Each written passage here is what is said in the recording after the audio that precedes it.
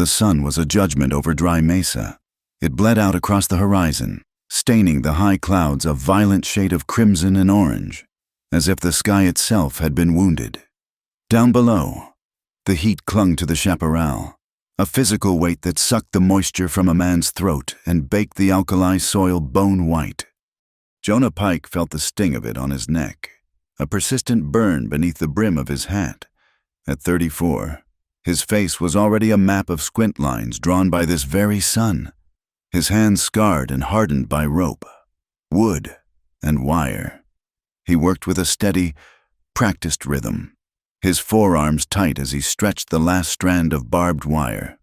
The metal bit into his leather gloves as he wrestled it taut, the barbs gleaming like thorns in the dying light. This fence was his line against the emptiness, a flimsy suggestion of order in a land that prized chaos. His small homestead, a sturdy barn of new pine, and a corral sat 100 yards behind him.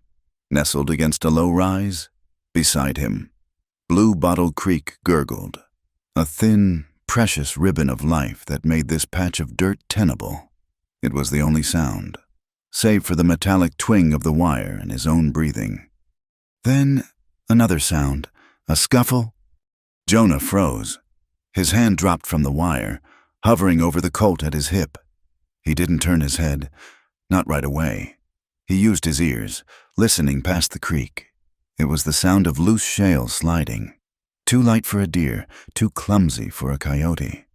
He let his gaze drift left, following the creek bed as it curved around a stand of thirsty cottonwoods. There, it was a shadow, a smudge against the glare bouncing off the water, a figure, impossibly small, lurching with a motion that spoke of utter exhaustion. It stumbled, fell to one knee, and pushed itself back up, driven by a desperate, failing momentum. Jonah's gut tightened. He'd seen men broken by the trail, but this was something else. This was a child. He dropped the fencing tool and moved, his long legs covering the ground quickly but without the panic of a sprint. He kept his hands visible, away from his gun. As he drew closer, the details sharpened, and his stomach soured. It was a girl, maybe 6 or 7 summers old. She was native. That much was clear from the cut of her ragged leather dress and her straight black hair, matted with dust and burrs. Her feet, bare and bloody, left small, dark prints on the pale rocks. She was staggering, her entire body weaving as if fighting a high wind, though the air was dead calm. He stopped 10 feet away. The creek was between them. "Easy, child," he said, his voice low and rough from disuse. She didn't look up, didn't seem to hear him. Her focus was singular, the water. She reached the bank, fell forward onto her hands, and plunged her face into the shallow stream, drinking with a frantic, gulping desperation that tore at Jonah's chest.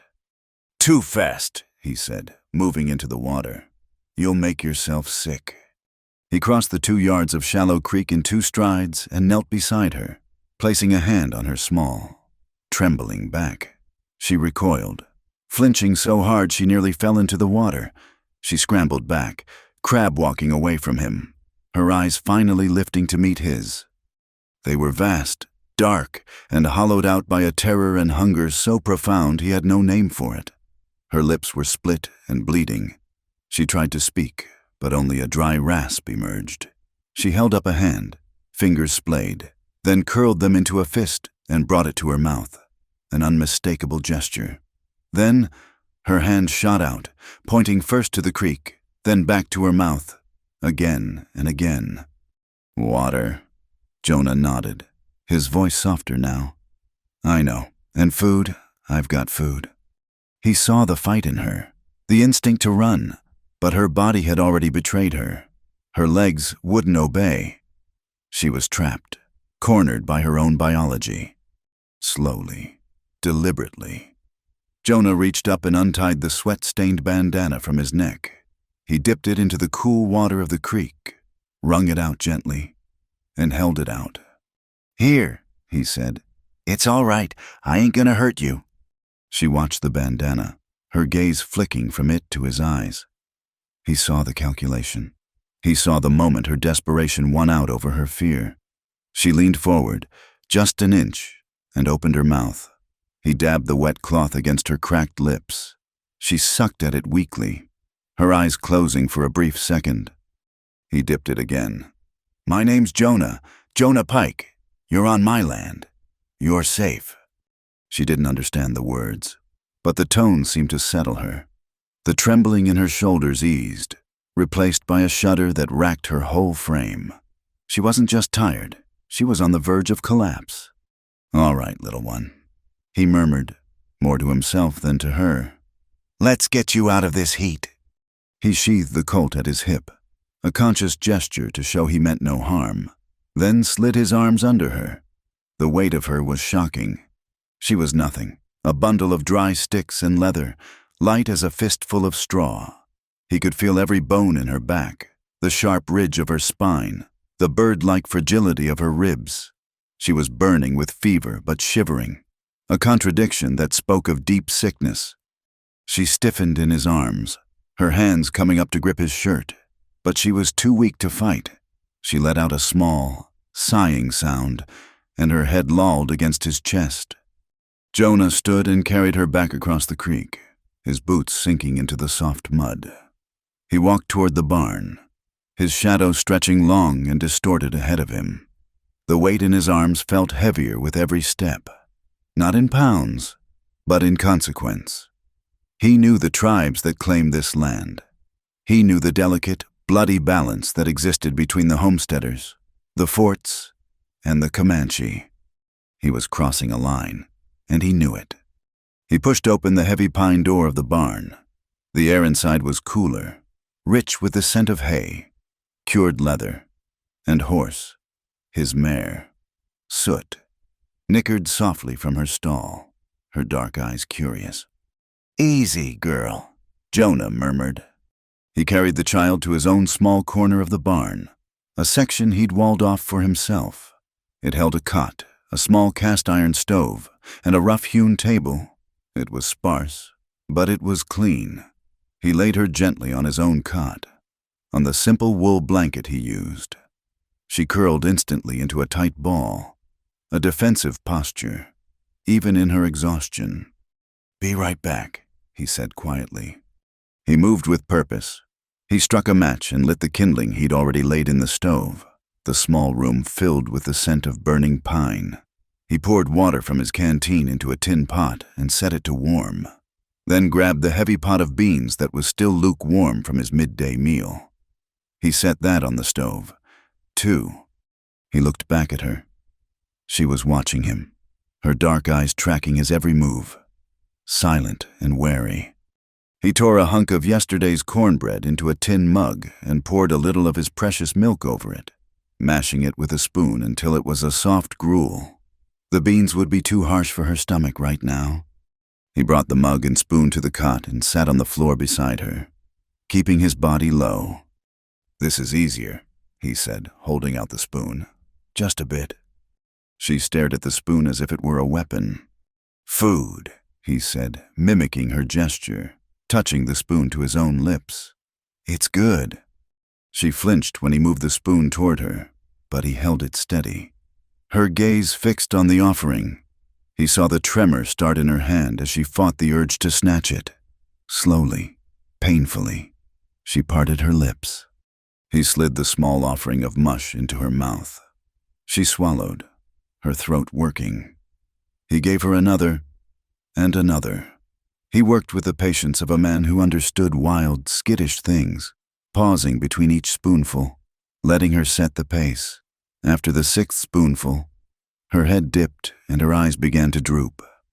"Just a little more," he encouraged. As he spooned the last of the cornbread, the ragged collar of her dress fell away from her neck. His hand froze. There, against the child's fever-damp skin, was a necklace. It wasn't a simple strand, it was an intricate piece of beadwork, sewn onto a strip of soft hide. The pattern was unmistakable, geometric and precise, dyed in colors of deep earth and sky. Jonah felt the air leave his lungs. He knew that pattern. Every settler within 100 miles knew it.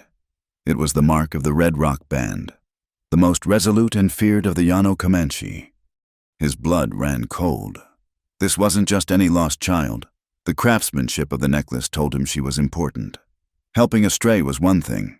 Taking in the daughter of a Red Rock warrior, maybe even a chief, was another. It was an act of war to some, an invitation for retrieval, at the very least. A retrieval that wouldn't begin with knocking. He looked at the small, exhausted face, now slackening into sleep, and his jaw tightened. He knew, in that instant, that he was inviting a cyclone to his door. He could take her to Fort Sangre. He could ride east and leave her for the soldiers to find. It would be the smart play, the safe play. But he looked at her cracked feet. He felt the memory of her, light as straw in his arms.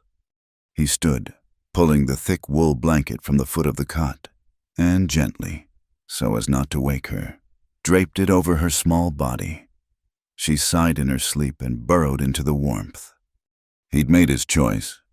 He turned to the table, his mind racing. The beans were warm.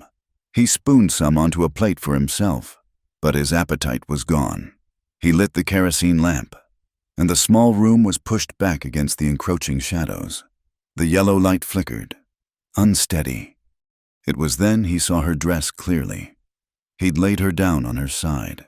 The back of her dress was caked with something.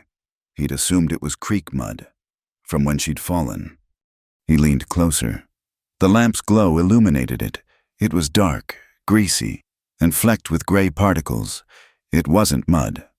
He touched it tentatively, rubbing a small amount between his thumb and forefinger. It was thick, viscous. He brought his fingers to his nose. The smell hit him like a physical blow. It wasn't the clean, earthy scent of the creek bed. It was the acrid, sickening smell of ash, and something else, something heavy and foul. Burnt tallow. Jonah's mind flashed, sharp and unwelcome, to Silas Harrow. Harrow, the freight boss whose wagons were carving new roads north, the man who wanted this land, all of it, for the railroad. The man who saw homesteaders like Jonah as temporary inconveniences and the Comanche as vermin to be cleared. Rumors followed Harrow like flies, followed his mule teams, rumors of accidents, of homesteaders pressured, of native stores mysteriously catching fire just before winter. Harrow's warehouses were full of tallow for greasing his wagon axles. This child hadn't just gotten lost. She was running from something that smelled like ash and rendered fat. A new, colder dread settled over Jonah. This was bigger than a lost girl. This was a piece of a much darker puzzle, and it was now sleeping on his cot, as if summoned by the thought. A sound cut through the night. It was distant, but clear in the still air. Hoofbeats, not the steady, plodding gait of a traveler. This was a horse being pushed, galloping hard. Jonah moved to the barn door, cracking it just enough to peer out. The world was purple and black. The last sliver of sun was gone. He listened. The sound wasn't coming toward him. It was fading, moving fast toward the high pass at Cedar Spine Ridge. A scout. Someone had seen him. Someone had watched him carry the child from the creek. And they were riding, not to confront him, but to report. Were they Harrow's men, reporting to their boss that the problem wasn't gone? Or was it a Comanche scout, riding to his band to report that a white man had taken one of their own? Both possibilities led to the same end. Visitors were coming. They would not be friendly. Jonah closed the door, his hand resting on the solid pine. He slid the heavy iron bolt into place. It felt like a small, futile gesture. He walked back to his corner. His eyes fell on his Spencer carbine, resting on its wooden pegs above the table. It was his protection, his tool of survival. He reached up and took it down. Checking the magazine by feel, it was full. He held the rifle for a long moment, the oiled wood smooth and familiar in his grip. Then he deliberately turned and placed it back on the rack. He would not aim a weapon in the same room as this child. He looked down at the sleeping girl, her breathing finally deep and even. The fear was gone from her face, replaced by a simple, profound exhaustion. She was just a child, lost and hurt. Whatever was coming, it wasn't her fault. Jonah Pike pulled a three-legged stool from under the table and sat down beside the cot. He placed his hand on the cot's edge, a silent promise.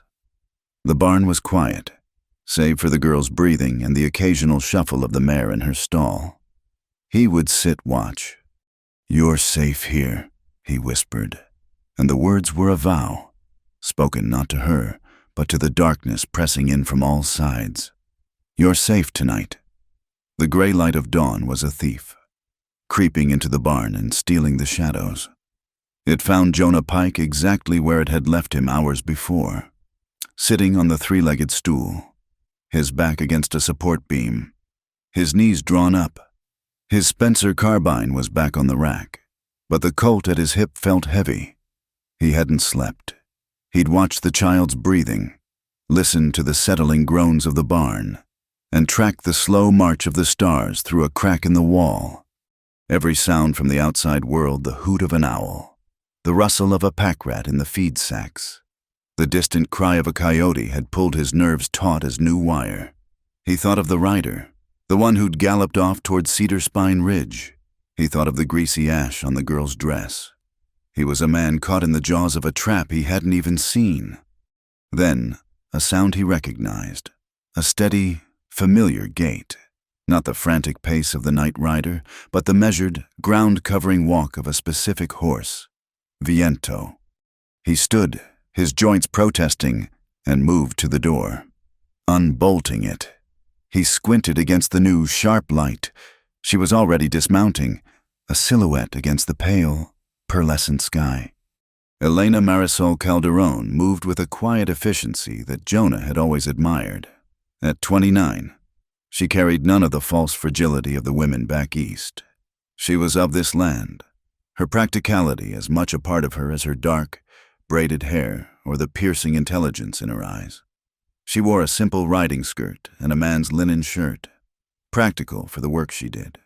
In her hand, she carried the worn leather satchel that held her remedies, a mix of her father's surgical tools and her mother's herbal knowledge. She didn't wait for an invitation.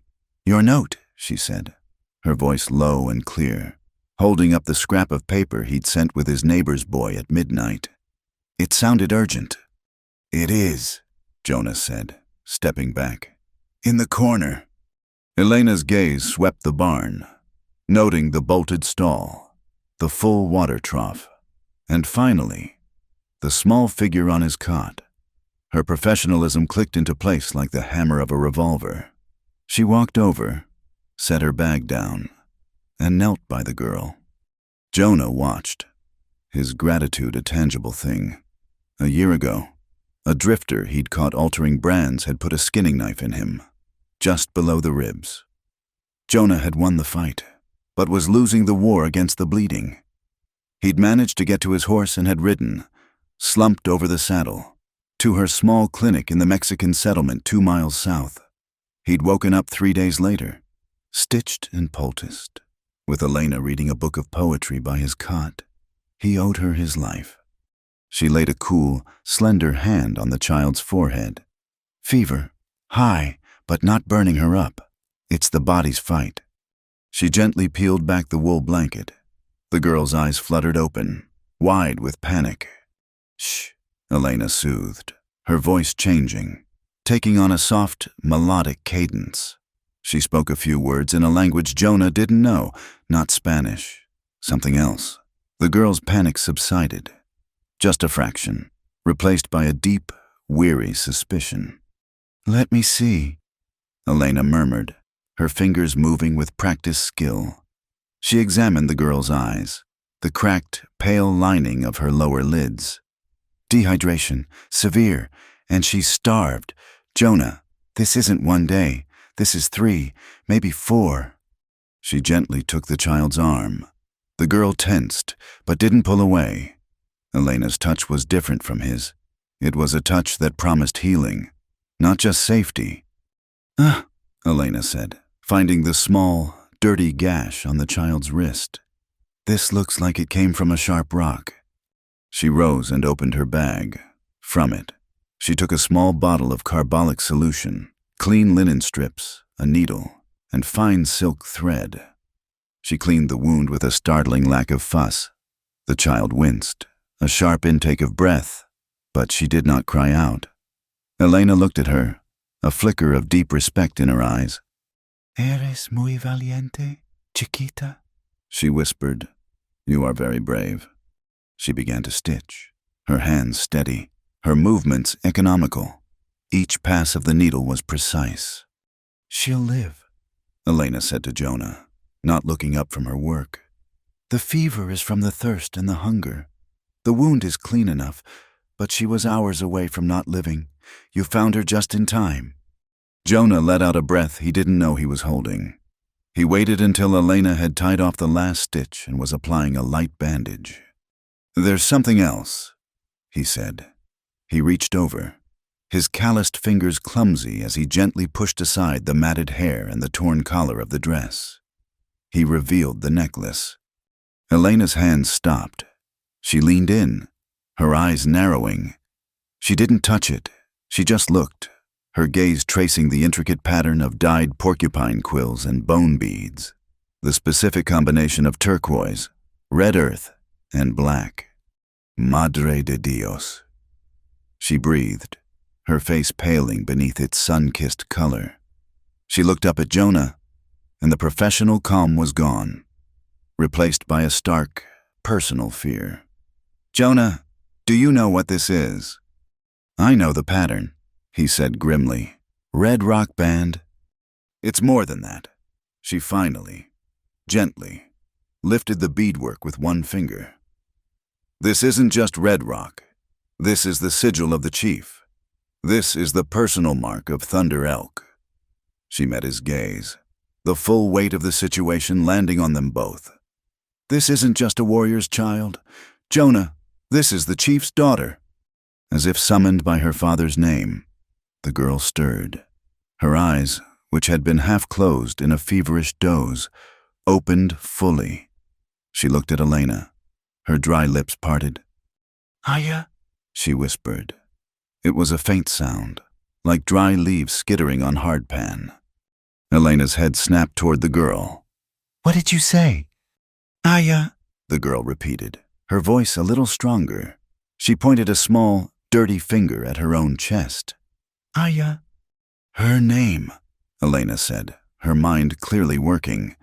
She turned back to the girl, her expression softening again. She leaned in close and spoke, this time in the halting, guttural syllables of Comanche, a language she knew only from trading and healing. She pointed to herself. "Elena." She pointed to Jonah. "Jonah." The girl, Aya, just watched her. Elena tried again, using a mix of gesture and the few words she knew. She pointed to the empty mug on the floor. "Food." She mimicked the sandstorm, swirling her hand in the air. "Wind." Aya's eyes, so dull before, suddenly sharpened with a terrible, fresh memory. She began to speak, a rush of soft, frantic words. Jonah understood nothing, but he heard the panic, the desperation. Elena held up a hand. "Slow, easy." She listened, her brow furrowed in concentration. Aya's voice broke. She pointed toward the door, to the world outside.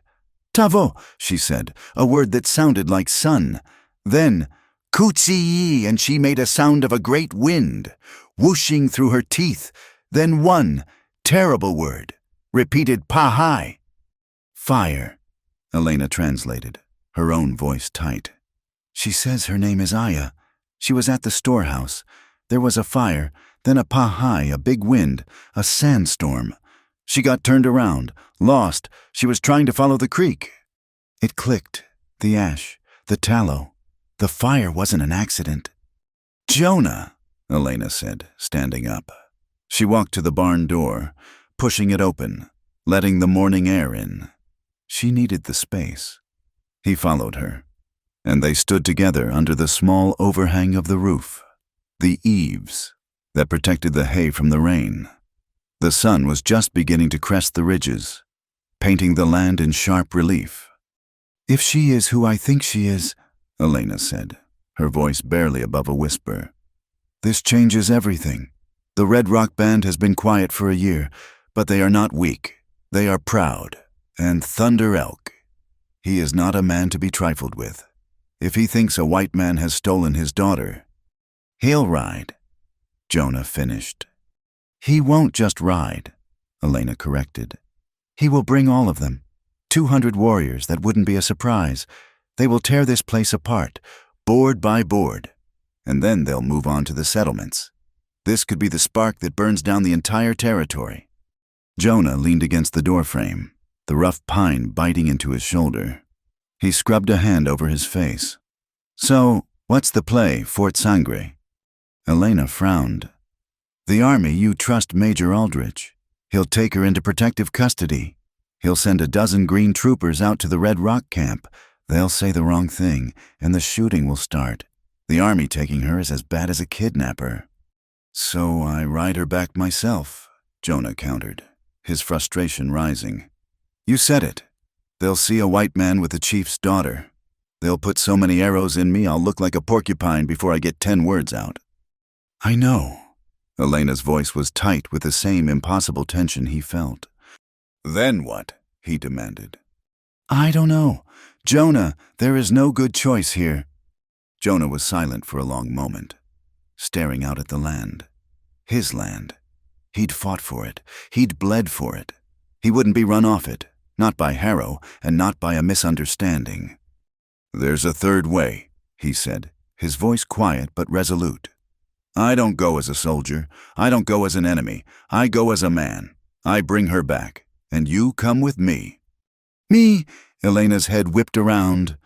"You speak some of the language. You're a healer. They know you, some of them. You've traded medicines with their women. You're not just white. You're Elena. You're a bridge." He looked at her. "I'll go in under a white flag. No rifle, just my sidearm. We'll talk. We'll show them she's safe. We'll explain." Elena stared at him, her dark eyes searching his. She saw the stubborn set of his jaw, the absolute conviction in his gaze. He wasn't reckless. He was determined. He was choosing the one path that, however narrow, didn't lead directly to gunfire. "Dialogue," she said, tasting the word. "You want to talk to Thunder Elk?" She let out a short, sharp breath that wasn't a laugh. "It's madness." "It's the only way," he replied.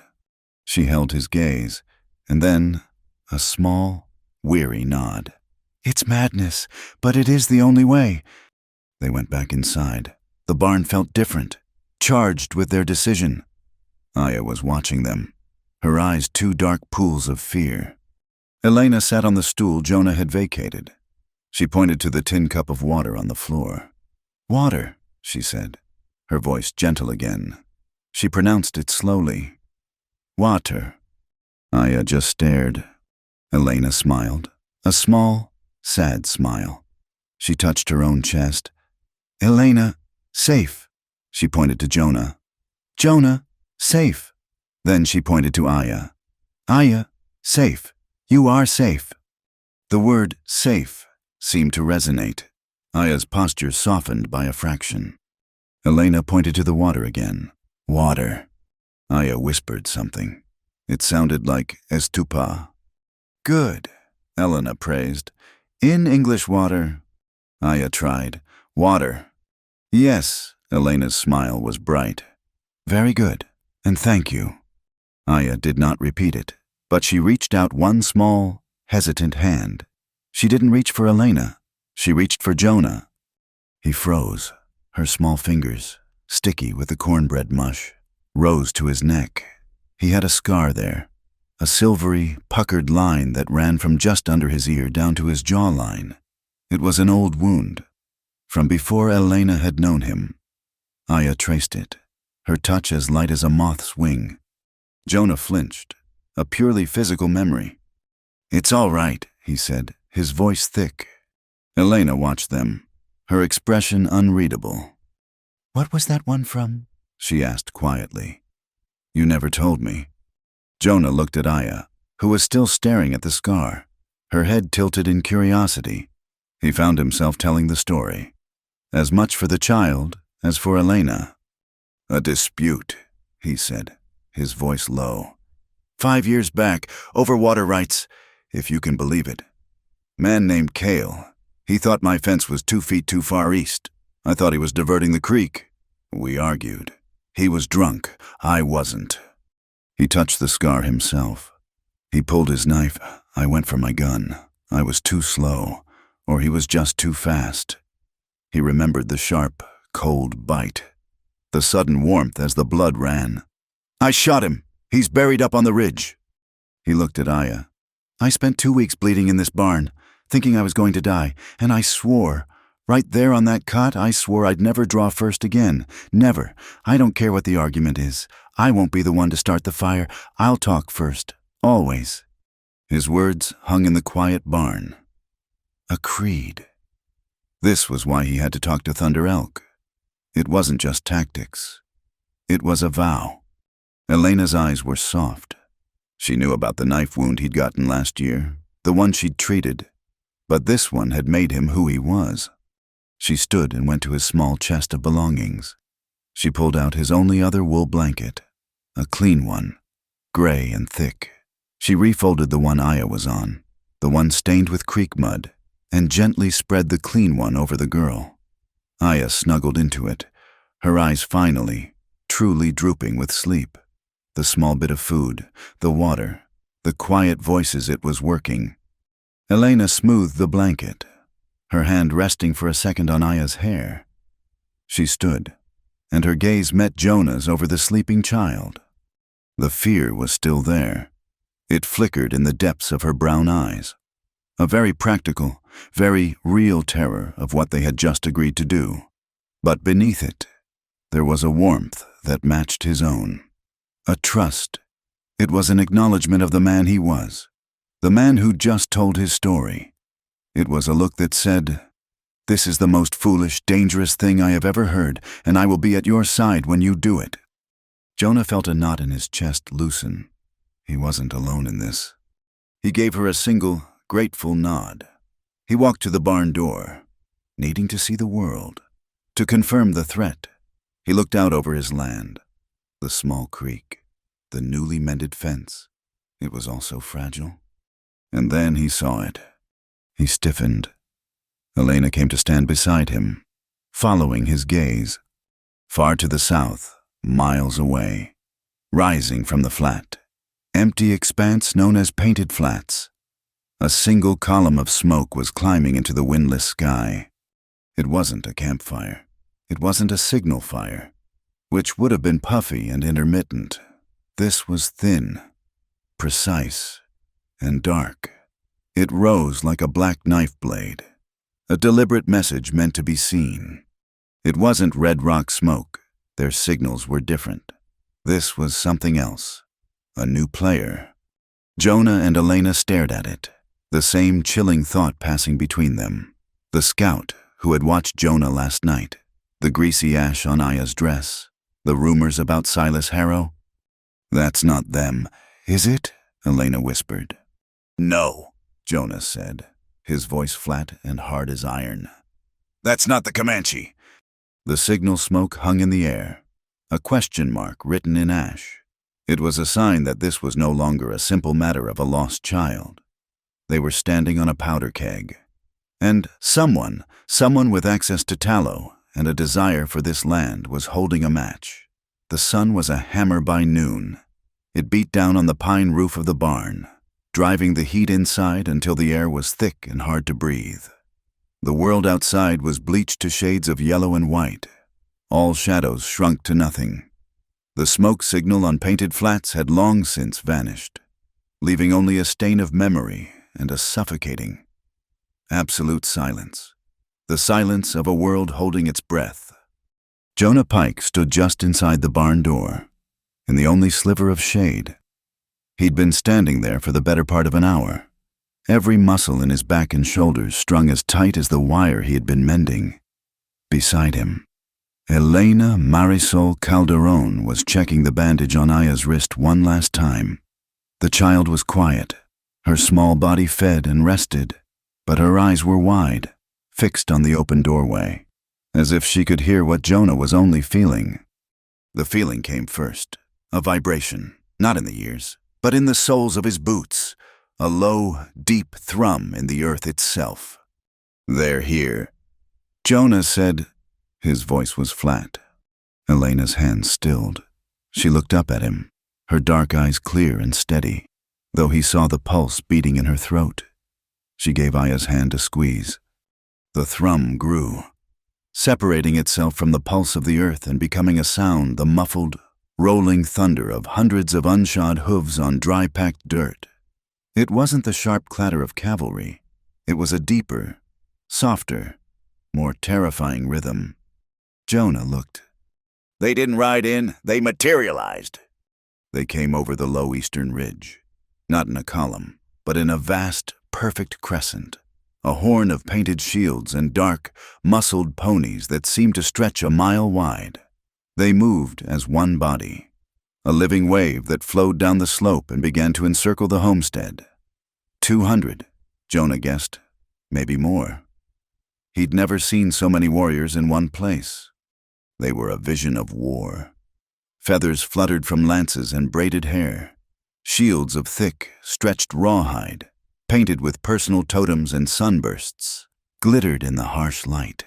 They carried lances and new bows, and Jonah caught the glint of steel rifle barrels resting in the crooks of some arms. They stopped, 100 yards out. All at once, the thunder of hooves ceased, and the silence that fell was heavier and more absolute than before. 200 men, 200 ponies, and not a single sound.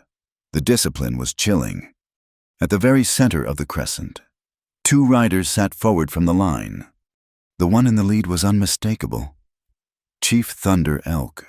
He sat on a magnificent bay warhorse, his posture straight, his presence radiating an authority that needed no adornment. He wore a simple breastplate of polished bone beads, and his face was a mask of stern, paternal grief. He was not a young man, but he looked as immovable as the mesa behind him. To his right, on a restless black and white pinto, was his opposite. This man was young, his body tight with a coiled, violent energy. His face was painted in stark streaks of red and black. This was Raven Spur, the chief's most aggressive war leader, and in his hand, he held not a lance, but a pole. At its tip was a blackened, scorched piece of cloth, a flag, or a banner, burned at the edges. It was the red rock sign for a parley of last resort. Give us what we demand. In honor, or the next thing to burn will be you. Between them and slightly behind sat an older man, thin and wiry, his face a roadmap of wrinkles. He was unarmed, and he held his hands in a way that showed he was there only to speak. The old man, Lone spoke, urged his pony a few steps forward. He called out, his voice thin but carrying in the still air, first in Comanche, then in strained, careful English. "He who holds the barn, Chief Thunder Elk, is here." Jonah let out a slow breath. Elena put a hand on his arm. "Remember," she said, her voice just for him. "Talk, not draw. We talk."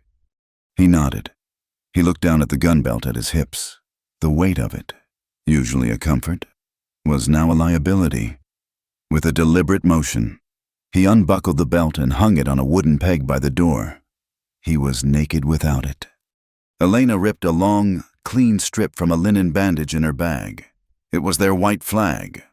"Stay here, Aya," she said, her voice soft but firm. "Do not move until I call you."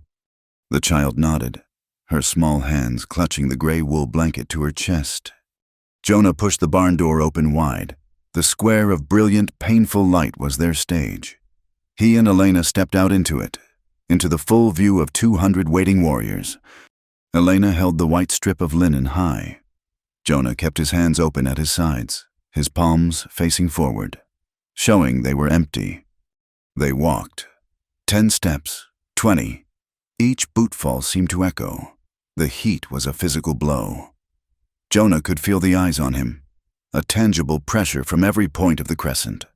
He could see the nocked arrows, the thumbs resting on bowstrings. A single, sudden move from him, a single shout, and the air would fill with wood and steel. They stopped 50 yards from the chief, in the empty no-man's land. Elena spoke, her voice, clear and steady, surprised Jonah with its strength. She didn't use English. She spoke the slow, respectful Comanche she knew. "I am Elena Marisol Calderon," she said, pointing to herself. "I am Tainap, a healer." She pointed to Jonah. "This is Jonah Pike. He is a settler. Cavavo, a friend, no enemy." She paused, letting Lone Spoke murmur the words to Thunder Elk. The chief's expression did not change. "We have Taipi, a child," Elena continued, her voice ringing with sincerity. "She was lost, sick, Haihan hungry, Hiva Karu thirsty. We gave water, we gave food, we gave medicine." The tension in the line of warriors was palpable. Ravenspur's pinto shifted, tossing its head, sensing the rider's agitation. "Show us," Lone Spoke translated the chief's one-word command. Elena turned, cupped her hands to her mouth, and called back to the barn. "Ayaven, Ahora, it's safe, come."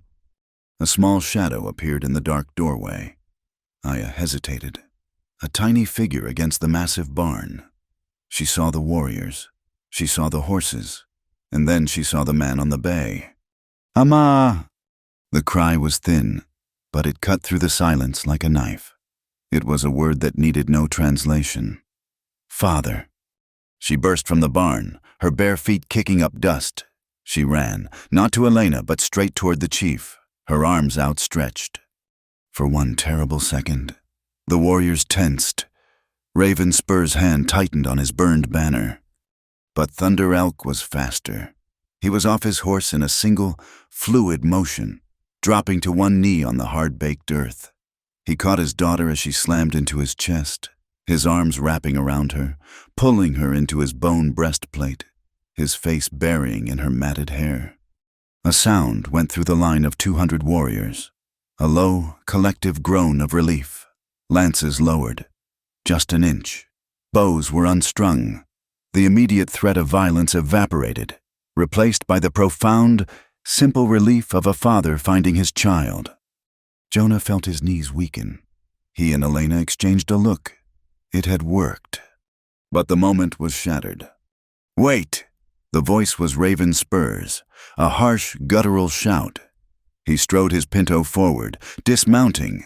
He marched toward his chief, who was still holding his daughter. Ravenspur didn't look at Aya's face. He pointed, his finger jabbing at the back of her ragged dress. He spat a stream of angry Comanche. Lone Spoke, his face now grim. Translated. He says, "Look." Lone Spoke's voice was heavy. "Look at the mark. It is the white man's grease, the smell of burned fat. This is not care, this is proof they hurt her." The word hurt was a poor translation. The raw, angry word Ravenspur had used meant something closer to tortured or branded. The air turned to ice. The lances came back up. The bows were raised. The soft murmur of relief was replaced by a low, angry growl that spread through the ranks. "No," Jonah said, stepping forward. "That's not true. You burned her." Ravenspur wheeled on him, his hand dropping to the knife at his belt. "You put the hot fat on her. It is the white man's way." "No!" Jonah's voice was a command, loud and sharp, stopping Ravenspur in his tracks. He held his empty hands out again, forcing himself to be calm, to talk, to honor his vow. Lone Spoke. Tell him what I say, every word." He waited until the old man nodded. "I found her by the creek, last night, at sundown. She was freezing, starving. She had the fever. That market was on her when I found her." Ravenspur sneered, a disbelieving snarl. "I brought her to my barn. Jonah pressed on, his eyes locked on Thunder Elk. I built a fire in the stove. I warmed a pot of bean stew. I gave her cornbread. I gave her milk. I gave her my own blanket. Elena stepped forward, her medical bag in her hand. She opened it and held up the small, curved suture needle. The silk thread, stained dark from the child's wound, was still looped through its eye. "And I," she said, her voice sharp as steel, "cleaned her wound. This," she pointed to Aya's bandaged wrist. "This was from a rock, not a man. I stitched it closed. I put hutsip medicine on it." She held up the small pot of salve, then pointed directly at Ravenspur. "You say we burned her, then look, check her. I demand you let your own medicine man check her. Now you will find no burns. You will find no new marks. You will find a full stomach, a clean wound, and a fever that has broken. You will find care." The challenge hung in the air. It was a brilliant move. The warriors hesitated. This was an accusation of honor, and the healer woman had just offered proof. Several men glanced at each other, their certainty wavering. They tapped their shields with their fingers, a restless, drumming sound. A few archers near the front visibly relaxed the tension on their bowstrings. Ravenspur was cornered. He looked furious, his accusation thrown back in his face. Thunder Elk had not moved. He gently set Aya down and began his own examination. He looked at the bandage on her wrist, touched her forehead, looked in her eyes. He then turned her, his large hands gentle, and looked at the stain on her dress. He sniffed it. His expression was impossible to read. He was a chief, a father, and a judge, all in one. He finally looked up, his gaze passing over Ravenspur, over Jonah, and settling on Elena. He spoke. His voice was not angry. It was low and heavy and full of a terrible weight. Lone spoke, translated, "The chief says his daughter is alive. He sees the needle. He sees the bandage. He feels the food in her stomach." He paused. "But he also sees the mark. He smells the white man's axle grease and the ash. The two stories do not match." Thunder Elk spoke again, his words a final, hard decree.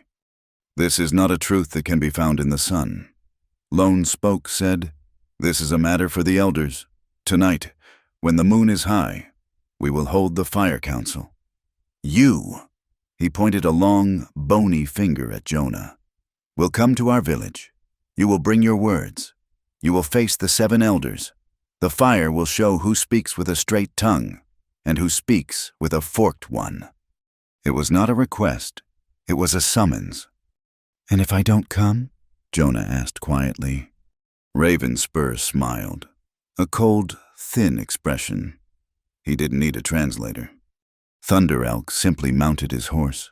He reached down and swung Aya up, seating her securely in front of him. Wrapped in his arms, he looked at Jonah one last time. "If you do not come," Lone Spoke said, "we will know your words were lies, and we will return, not for talk." The chief turned his bay and, without another word, began to ride back toward the ridge. The crescent of warriors parted for him, then fell in behind. A silent, flowing river of men and horses. Ravenspur was the last to leave. He spurred his pinto so close that it bumped Jonah's shoulder, forcing him back a step. The warrior leaned down, his face inches from Jonah's, his eyes burning with a hatred that was personal and profound. He hissed a few words in Low Comanche. From 10 feet away, Lone Spoke, already turning to follow his chief, called back the translation, his voice full of warning. He says, "If you speak lies to the elders tonight, this house of pine you love so much, it will burn like dry wheat in the summer wind." Ravenspur straightened, wheeled his horse with a violent pull, and galloped after his chief. Within a minute, they were gone. The sound of their retreat faded, leaving nothing behind but a cloud of settling dust and the hoof prints of 200 horses scarring the ground around Jonah's barn.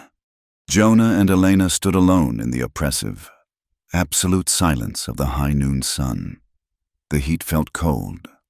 "Tonight," Elena whispered, her voice shaking for the first time, He's summoning you to their camp, to a trial. Jonah stared at the dust cloud, his jaw set like iron. Then tonight, he said, that's where we'll go. For a full 5 minutes after the last hoofbeat faded, neither Jonah nor Elena moved. The silence that rushed back in was profound, a physical vacuum that seemed to suck the air from their lungs. The high noon sun was a cruel, silent observer. All that was left was the dust, the scent of horse sweat, and the sight of the ground, churned and scarred by the passage of 200 ponies.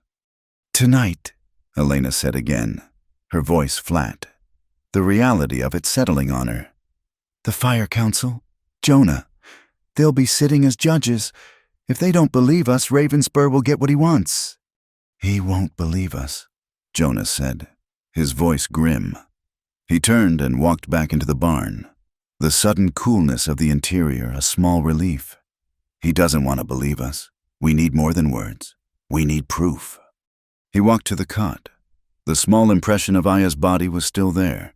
The clean gray blanket he'd given her was gone, taken with her. But the first one, the simple wool blanket he'd originally laid her on, was still there, folded in a heap on the floor where Elena had put it. Proof, he repeated, staring at the blanket. He knelt, his mind working, replaying the events, the child, the creek, the smell. Elena, he said, his voice sharp. He picked up the dirty blanket. The greasy, ashy stain from Aya's dress had transferred to the wool. That smell. Ravenspur was right about one thing. It's tallow. Elena came over, her medical instincts taking over. She knelt beside him, leaning in to examine the stain. It is, she said, sniffing it. But it's not just tallow. There's something else mixed in, something sharp. She rubbed the greasy fibers between her fingers, her brow furrowing. It's pine oil, tallow and pine oil. Jonah looked at her. Axle grease. No, she corrected, thinking. Axle grease is just the tallow. The pine oil that's a sealant, or a solvent, something to make it burn hotter. And cleaner. I use a little bit of it to clean my surgical tools when I'm out of carbolic. Jonah stood up, a cold, hard knot of understanding forming in his gut. Tallow and pine oil, he said. That's what Silas Harrow's freight teams use. They slather the tallow on the wagon axles. And they use the pine oil to seal canvas tarps and sometimes to soak torches.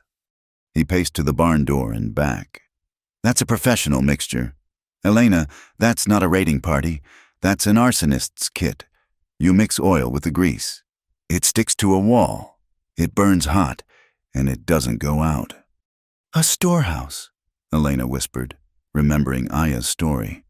She said the storehouse burned, the one they call the Blue Corn Depot. Someone burned it intentionally, using Harrow's supplies. And that someone wasn't Comanche. Jonah finished. He felt a restless, urgent energy. He needed to see. I'll be right back. Stay here. Bolt the door.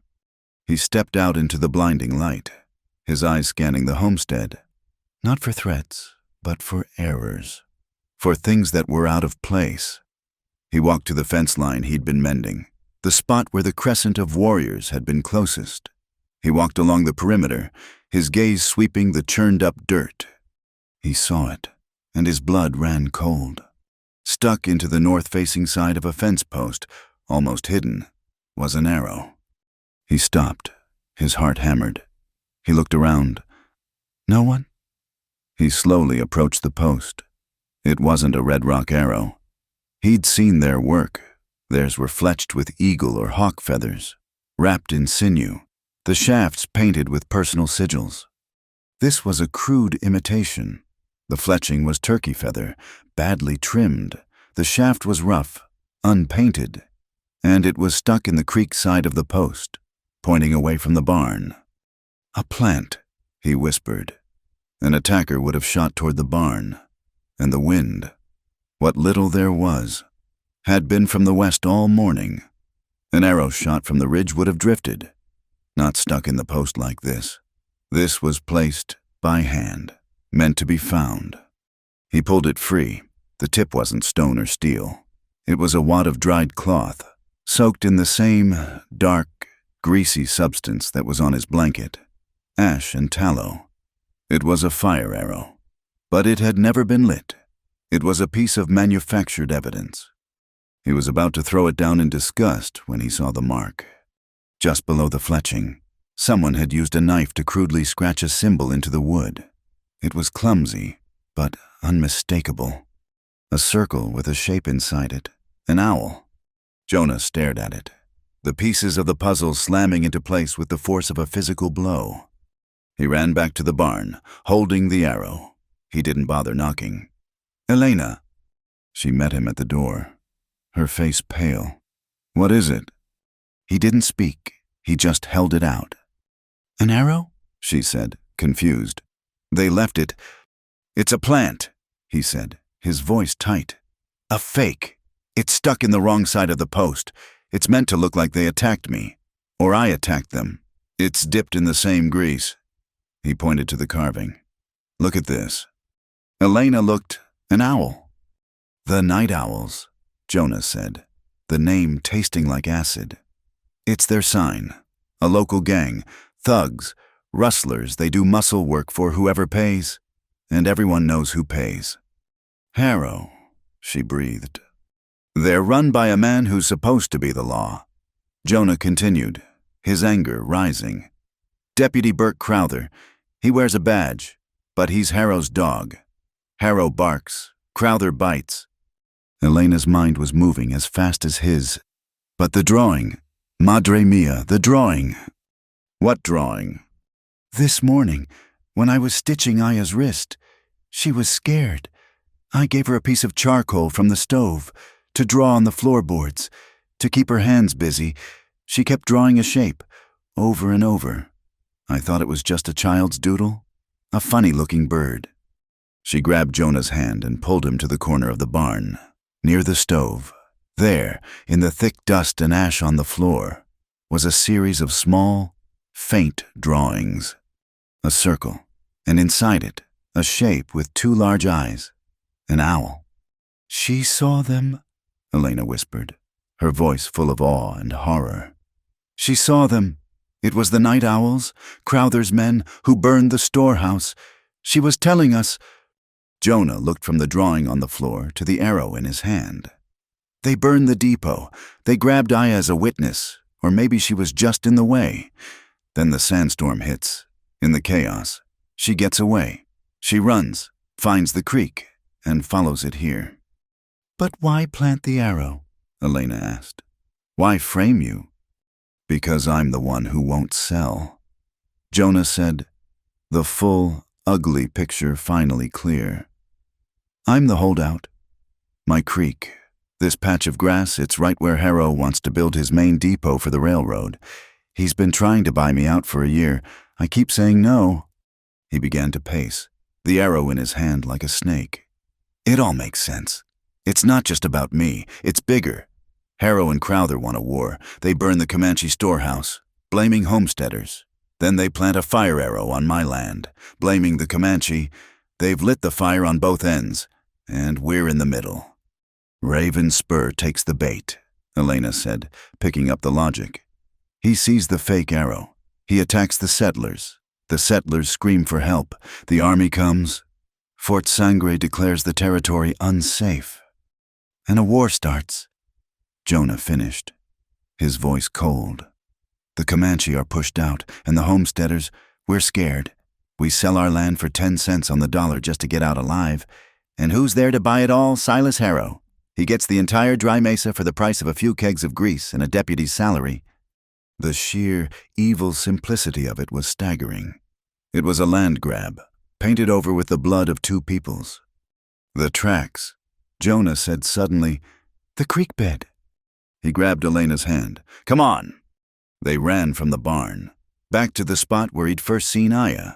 The ground was soft, muddy, and still held the impressions from last night. He'd been too focused on the child to see them clearly. Now, he was a tracker. "Here," he said, pointing.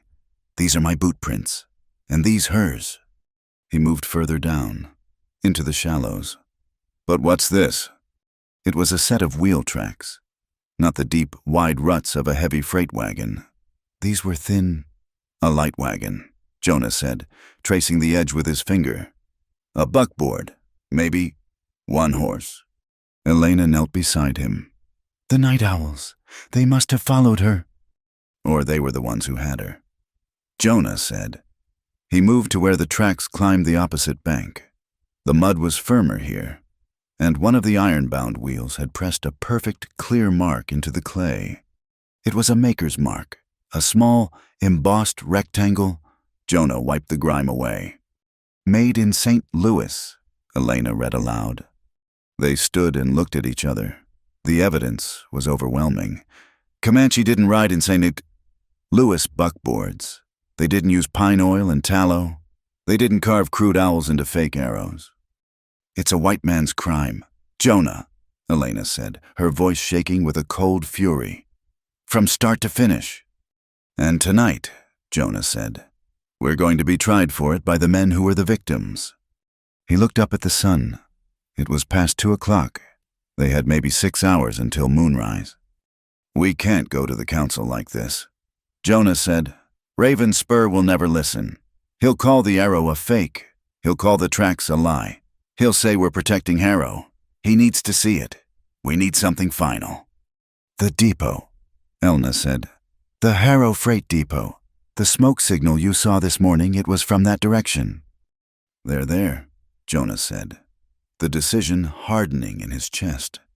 Harrow, Crowther, they're probably celebrating, or planning the next fire. He looked at her. The depot is 2 miles from here, walled, guarded. The proof will be there, she insisted. Ledgers, supplies, something to tie Harrow to Crowther. It's suicide, he said. Going to the fire council with nothing is suicide, she countered. This is just a different kind. I'm going with you. Elena, no, this part is... I'm going, she said, cutting him off, her eyes blazing. You think they'll let you just walk in. I'm a healer. My bag is my passport. I'm going to resupply. I need bandages. I need laudanum. It's the perfect cover. You can be my guard. Jonah looked at her, at the fierce determination in her face. She was right. It was a crazy plan, but it was the only plan. All right, he said. We go to the depot. We find the proof. And then we go to the Red Rock camp. We've got 6 hours to save the entire territory from burning. He turned and strode back toward the barn, Elena at his side. He thought of dead Juniper Wash, the rocky canyon where the night owls were known to hide out when the law got too curious.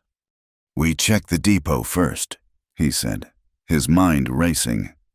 If they're not there, they'll be at the wash, one way or another.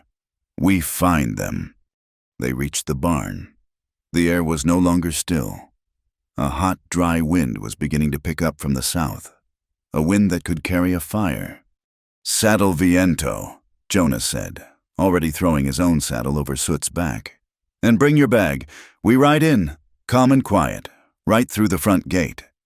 The sun was a smear of molten copper, sinking fast behind the western ridges. It threw long, distorted shadows that painted the landscape in shades of purple and black. The air, finally cooling, carried the scent of dust and juniper. This was the hour of the coyote, the owl, and the desperate. Jonah Pike and Elena Marisol Calderon rode low and fast, not on the main wagon road, but through the winding, eroded gullies that snaked toward the Harrow Freight Depot. They rode Soot and Viento, the black mare and the white, their hooves muffled by the sandy soil. Jonah had his rebuckled gun belt on, the Colt heavy and cold against his thigh. He'd also slid his Spencer carbine into the saddle boot. Elena carried her medical satchel, but tonight it held more than bandages. They skirted the main compound, making for a breach in the crude stockade wall known as Coyote Gate. It was a section of fence, poorly maintained, used by Harrow's own men when they didn't want to be seen coming or going from the main entrance. They dismounted 100 yards out, tethering the horses in a deep shadow between two massive boulders. The rest would be on foot. "Stay low," Jonah whispered, his voice a dry rasp.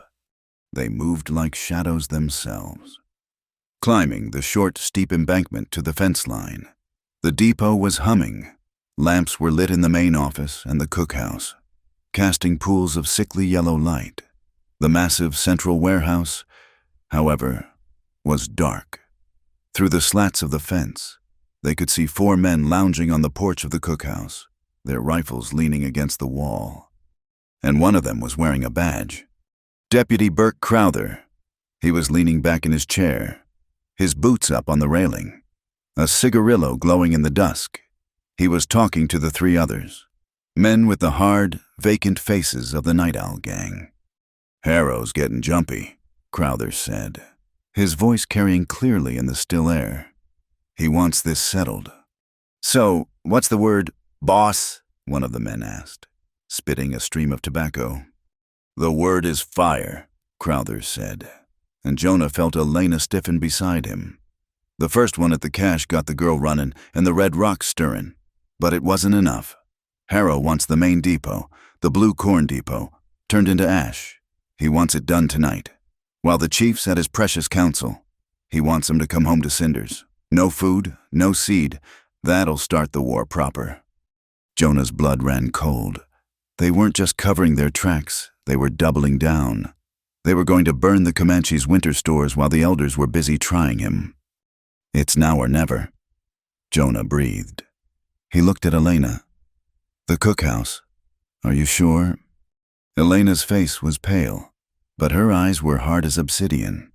She reached into her satchel and pulled out a small cloth bundle. "It's a simple remedy," she whispered, a grim smile touching her lips. "For clearing a room. Dried chili, pepper, and a little sulfur. My grandmother used it to smoke out scorpions." "You get their eyes," Jonah said. "I get the office. I'll meet you by the back wall, at the water trough. If I'm not there in 5 minutes." "You will be," she said, her voice fierce. She put a hand on his arm, her fingers gripping him tightly. "Be smart, Jonah, not brave." He nodded. He watched her for a second as she slipped away. A small, dark shape hugging the wall of the compound, moving toward the far side of the cookhouse. Jonah turned his attention to the office. It was a separate, smaller building, connected to the main warehouse by a covered boardwalk. One light was on, but he could see no one inside. The door was on the far side, facing the yard, in full view of Crowther and his men. He'd have to go in the window. He waited. 1 minute, 2. Then, a sudden, frantic shout from the cookhouse. "What in the cough, Sam?" A cloud of acrid, gray smoke billowed from the cookhouse chimney, followed by a dense, choking plume from the open door. It wasn't the smoke of burning wood. It was a chemical, tear-inducing fog. "My eyes!" one of the night owls screamed, stumbling out onto the porch, his hands clapped over his face, his rifle forgotten. "It's choke, it's fire!" "It ain't fire, you fool!" Crowther roared, dropping his chair as he was hit by the cloud. He began to cough, a deep, hacking retch. "It's what is that?" The diversion was perfect. All 4 men were blinded, choking, and completely distracted, staggering toward the water pump in the center of the yard. "Now!" Jonah hissed. He vaulted the fence, his long legs clearing it in one bound. He ran, low and fast, across the 10 yards of open ground to the office. He didn't bother with the door. He went straight to the side window, which was propped open to catch the evening breeze. He put his hands on the sill, checked the dark room one last time, and vaulted inside. He landed in a crouch on a dusty rug. The office smelled of stale cigars, whiskey, and leather. A single kerosene lamp on the desk illuminated the room. It was Silas Harrow's inner sanctum. A large oak desk dominated the space, a swivel chair behind it. On one wall was a massive map of the territory, and in the corner, exactly as Jonah had hoped, was a heavy, black, iron safe. He moved to the desk. His heart was a drum against his ribs. He could hear the continued shouts and curses from the yard. He had, maybe, 2 minutes. He spun the dial on the safe. He'd opened a few of these and his time repaired them, mostly for shopkeepers. He knew the mechanism. He put his ear to the cold iron, his fingers light on the dial. Click. He spun it back. Click. He held his breath. Clack. The tumblers fell into place. He pulled the heavy, greased handle. The door swung open with a soft, expensive whoosh. It was a treasure trove of pure evil. On the top shelf sat a stack of land deeds, signed by desperate homesteaders.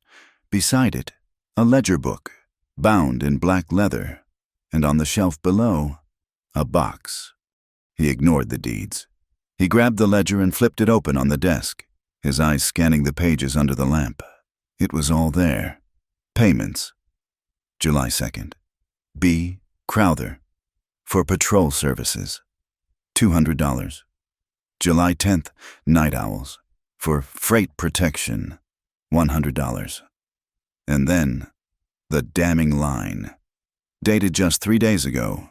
B. Crowther. For clearing Red Rock problem. $500. Got you, Jonah whispered. But there was something else. He reached into the box on the bottom shelf. It was full of beads, turquoise and bone, and in the middle of it, a half-finished necklace. It was a crude, clumsy copy of the one Aya had been wearing. The pattern was almost right, but the colors were too bright, the beads too uniform. This was the plant. This was the proof Harrow intended to find on a dead settler, or perhaps on Jonah himself. He grabbed the fake necklace and shoved it in his pocket. He had to take the ledger. Then he saw it, on a side table, a strange contraption of polished wood, brass and glass, a camera, and beside it, a box of chemical plates and a small tin of flash powder. Harrow, the vain peacock, must have had his portrait taken. Jonah's mind raced.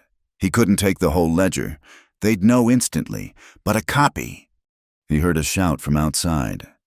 It came from the office. That smoke, it was a trick. Check the office.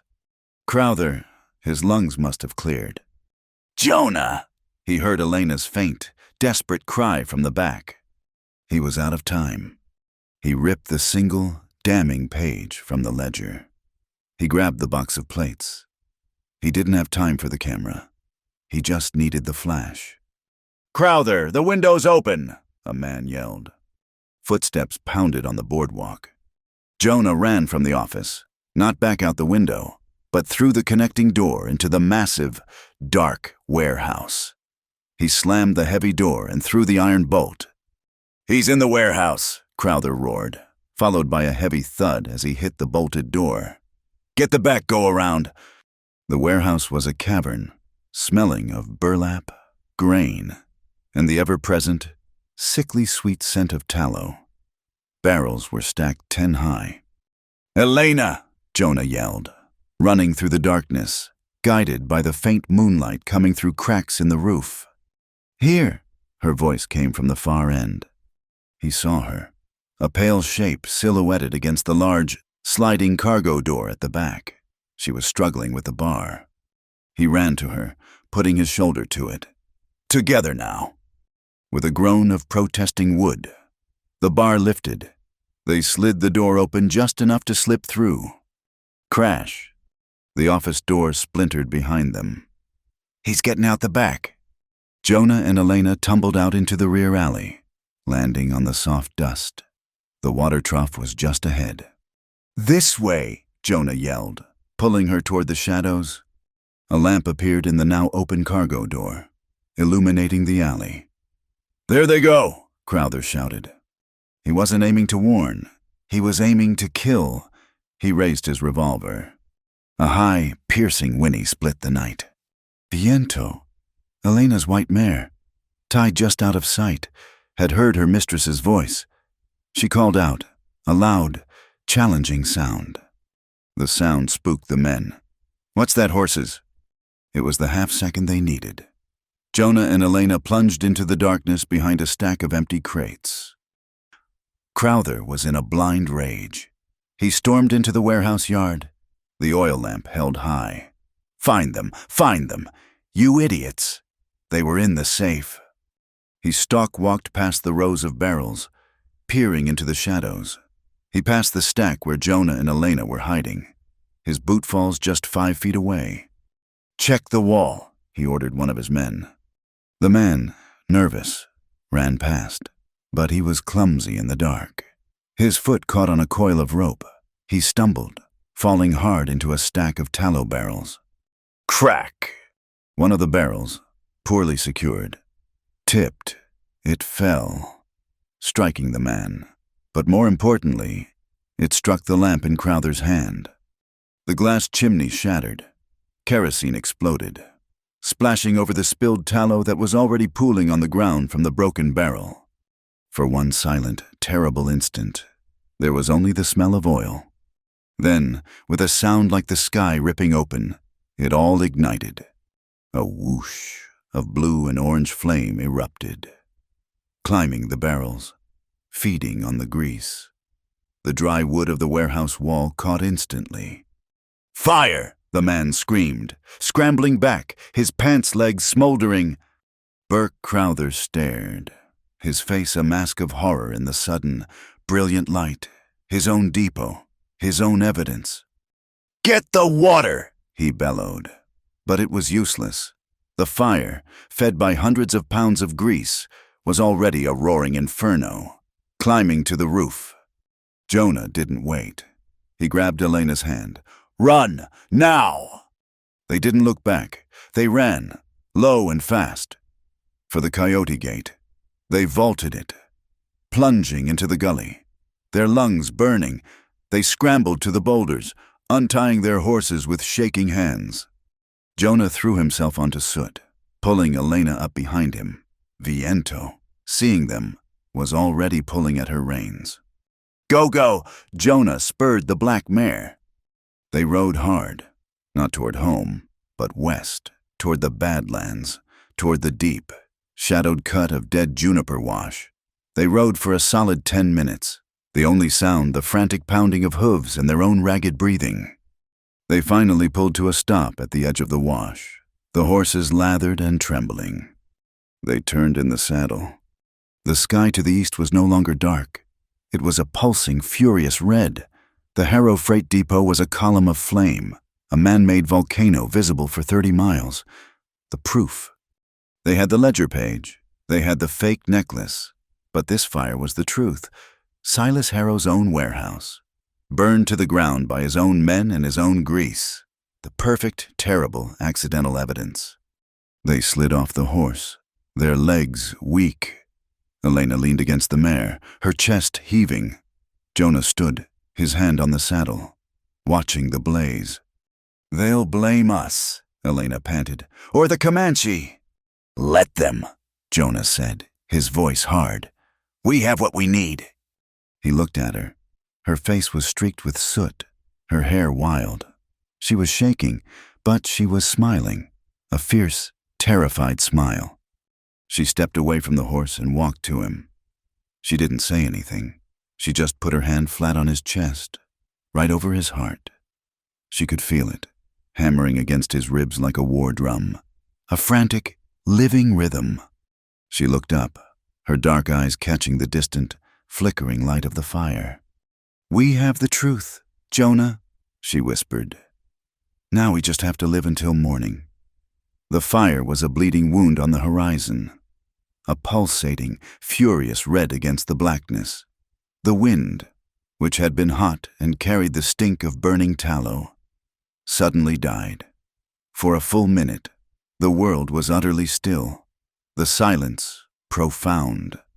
Then the new wind hit. It came from the north, a sudden, cold slap that carried the sharp, electric smell of ozone and the taste of distant ice. Rain, Jonah said, his voice rough. He looked up, his face turned to the sky. The first drop was not a drop. It was a pellet, cold and hard, striking the dust at his feet with a thwack. A second, a third. Then, as if a celestial dam had broken, the sky tore open. It wasn't a gentle rain. It was a high country deluge, a sheet of cold, driving water that hit the parched ground and turned it instantly to slick, running mud.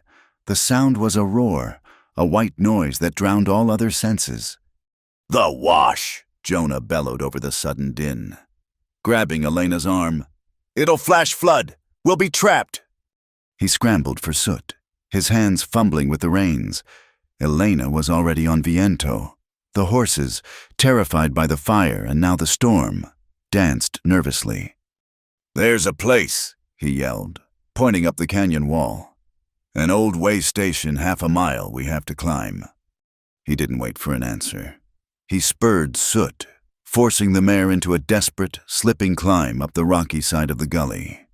Elena was right behind him, Viento's white form a ghostly smudge in the sudden, blinding downpour. The world had been reduced to the sound of the rain, the frantic, sucking mud, and the sharp clack of iron horseshoes on unseen rock. They found it more by memory than sight. It was less a barn and more a memory of one, a collapsed line shack from an old, failed cattle route. Most of the structure was just rotting timber, but one small section, built against the canyon wall, still stood. It had a lean-to for horses and a small loft above it, its corrugated tin roof rattling under the assault of the storm. It smelled of decay, pack rats, and ancient, dry hay, but it was cover. They shoved the trembling horses under the leaky lean-to, which offered little more than psychological comfort. Jonah pointed to the rickety ladder leading to the loft. "Up! It's the driest place." He pushed Elena up ahead of him. The wooden rungs were slick, but she scrambled up, and he followed, his boots heavy with mud. They collapsed into the loft, a pitch-black space just big enough for 2 people. The sound was deafening. The rain hammered on the tin roof just inches above their heads, a frantic, percussive drumming that seemed to vibrate in their very bones. It drowned out all thought, all possibility of speech. They lay there for a moment, side by side in the dark, water streaming from their clothes, their breath coming in huge, ragged, steaming gasps. The adrenaline from the escape, the chase, and the fire was still coursing through them. And now, mixed with the sudden, shocking cold of the storm, it left them shaking. Elena was trembling violently, her teeth chattering so hard it was an audible, rattling sound in the darkness. "You're freezing," Jonah said, his voice a low rumble, barely audible beneath the storm. He could only see her as a vague, huddled shape. "I'm fine," she stammered, the lie obvious. He moved, his cold-numbed fingers fumbling with the clasps of his heavy, oilskin poncho. He pulled it off, the movement stiff. "Here." He didn't just hand it to her. He opened it, a wide, dark wing, and draped it over her shoulders. She huddled under it, but the shaking didn't stop. It was a deep, systemic chill. "It's not enough," he said, his voice practical, almost rough. "The wet clothes. You'll be sick by dawn. We have to share warmth." He shifted in the hay, moving closer. "Turn around." She hesitated, then obeyed. He moved flush against her back, pressing his chest against her, and pulled the heavy, waterproof poncho over both of them, tucking it in around their legs. He encased them both in a small, dark, shared world. He didn't wrap his arms around her. He just lay there, a barrier of his own body heat against her back, blocking the cold. For a long time, they just breathed, 2 sets of lungs in the darkness. The only sound was the catastrophic roar of the rain on the roof. His heart was still hammering, a frantic rhythm against her back. She was trembling like a leaf. A jagged, brilliant fork of lightning split the sky, illuminating the small, dusty loft in a single, blue-white flash. For less than a second, he saw everything. The water dripping from a gap in the roof, the mound of ancient, pale hay, the terrified face of a mouse in the far corner. And he saw her. Her hair was plastered to her face, her eyes wide and dark, her lips pale and bruised-looking from the cold, and on her cheek, just below her temple, was a long, angry red scratch, a thin line of blood welling up, mixed with the soot from the depot fire. The darkness crashed back in, heavier and more absolute than before. "You're hurt," he said, his voice thick. He shifted, and she turned over in the small space to face him. He raised his hand, his fingers calloused and rough from rope and wire. He meant to be gentle, but his hand was shaking, too. He brushed the wet, matted hair from her face. His thumb came to rest on the scratch, his touch so light it was barely there.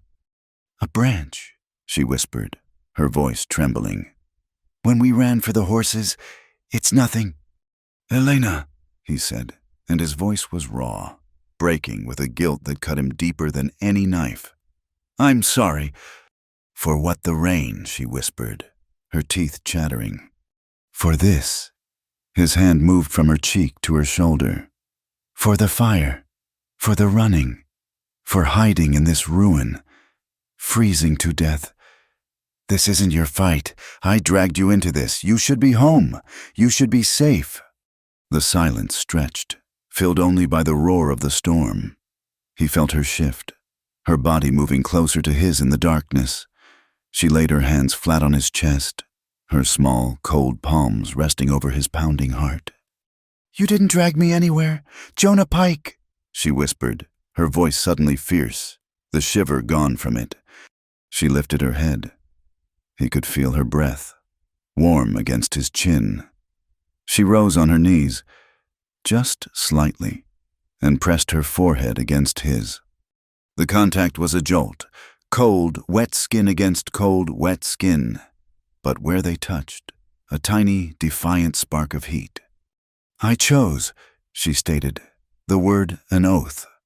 "When you told me about Aya, when you said you would talk to Thunder Elk instead of shoot, I chose.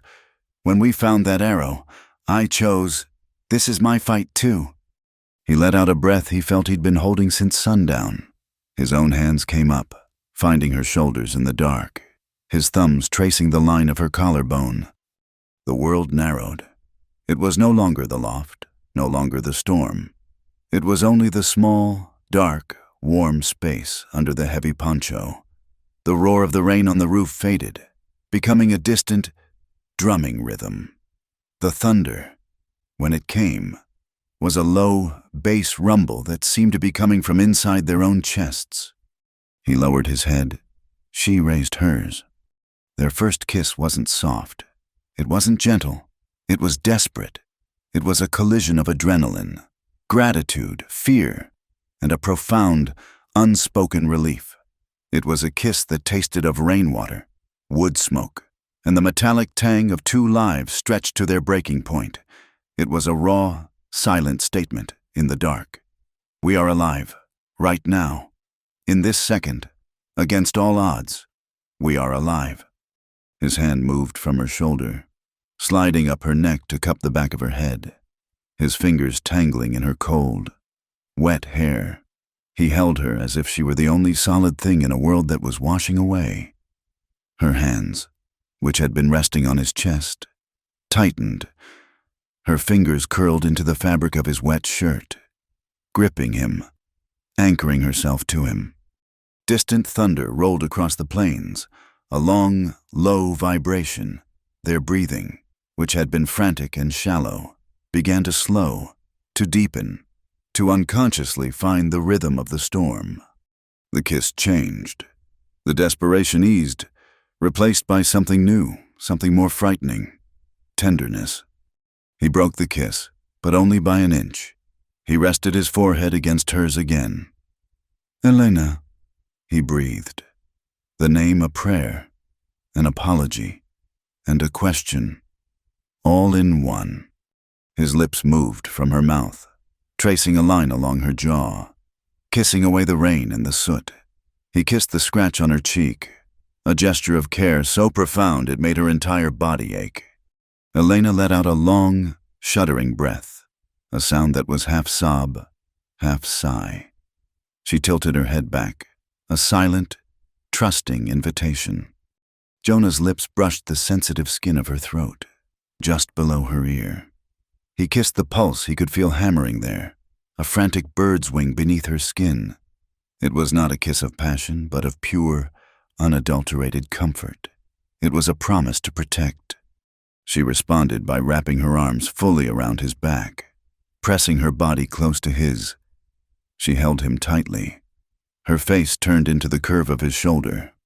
Her hands splayed wide against his strong, solid back. She could feel the hard muscles, knotted with tension, and beneath them, she could feel his heart, the one that had been pounding like a war drum against her own. And as she held him, she felt it begin to slow. It calmed. It found its steady, sure, powerful rhythm once more, a comforting beat in the chaos. And as his heart calmed, so did hers. The storm began to ease. The catastrophic roar on the tin roof softened to a steady, rhythmic patter. The thunder was a distant memory, rumbling its way east. The wind died, and all that was left was the rain. "We need to rest," Jonah murmured against her hair, his voice thick. "Dawn will be here in a few hours." He guided her to the mound of ancient, dry hay in the loft's most sheltered corner. It smelled of dust and time, but it was warmer than the cold floorboards. They sat, not in a lover's embrace, but as partners, comrades. Their backs were against the rough-hewn wall, their legs tangled together for warmth. He kept the poncho draped over both of them, a shared roof against the chill. He settled his shoulder against the wall, and she leaned into him, her head finding the natural hollow of his shoulder, her arm resting on his chest, her hand over his heart. They sat in the companionable silence for a long time. The world was quiet, clean-washed. The only sound was the soft, steady patter of the rain and their two mingled breaths, visible as faint clouds in the cold air.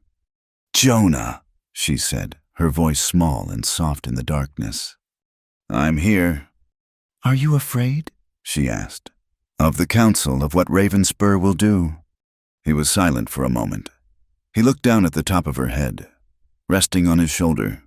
He felt the ledger page, tucked safe and dry in his inner pocket, its sharp, crinkling edge a reminder of the truth.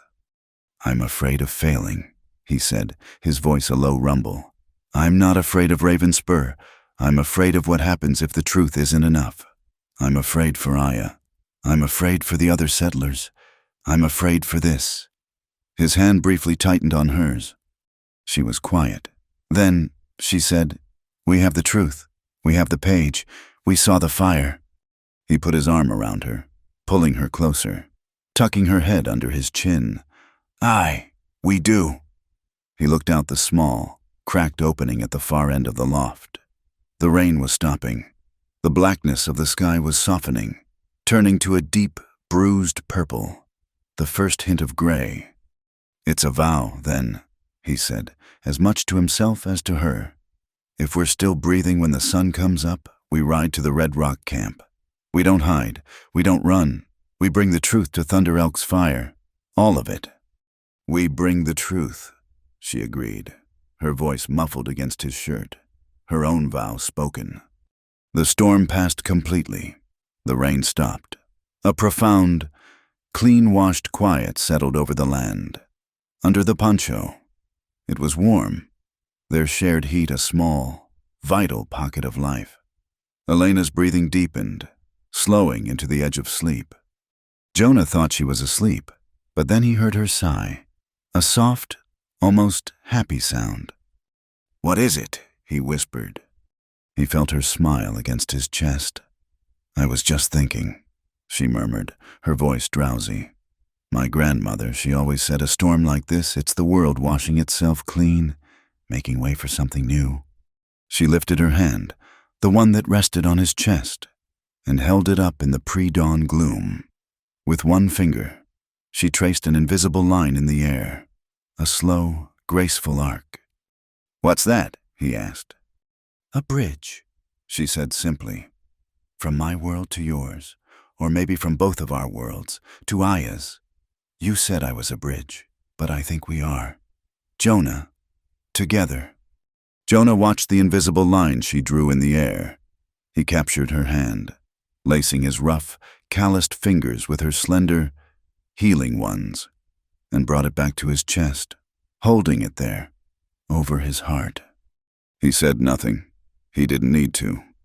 They sat like that, their hands clasped, their breathing soft and even, as the world outside turned from purple to gray, from gray to a pale, hopeful lavender. A single thin ray of gold light shot through a crack in the wall. It struck the hay bales, illuminating 1,000,000 motes of dust, turning them into a dancing, golden river. Dawn had come. Elena stirred, lifting her head from his shoulder. She looked at the beam of light, then at him. The fear was still in her eyes, but it was overshadowed by a fierce, steady resolve. Jonah Pike stood, his body stiff and cold, and pulled her to her feet. The night of running was over. The time for facing the fire had arrived. The Red Rock village was hidden in a deep, defensible canyon, protected from the wind. As Jonah and Elena rode in, escorted by the 2 warriors who had met them at the canyon's mouth, the entire village emerged from their teepees. They were not greeted with weapons, but with a heavy, profound silence. Faces, women, children, old men watched them, their eyes dark and unreadable in the twilight.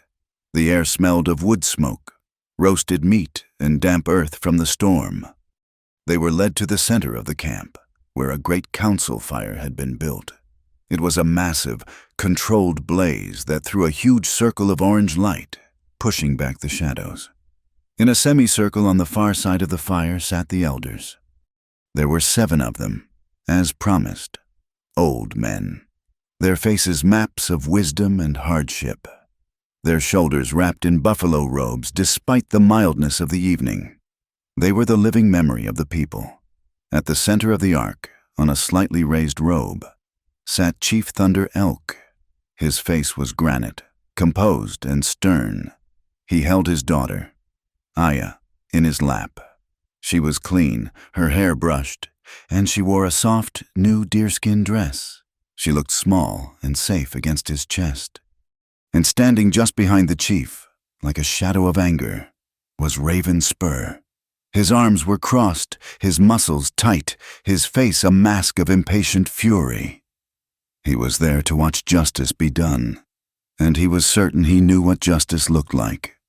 Lone spoke. The translator motioned for Jonah and Elena to stop. They dismounted, their movements slow and deliberate. They stood on the opposite side of the fire, the flames separating them from their judges. The entire village formed a silent, standing circle around them all, witnesses to the trial. "You have come." Lone Spoke's voice cut through the crackle of the fire. "This is good. The council will hear you. The fire will listen." Elena stepped forward first. She held her medical satchel.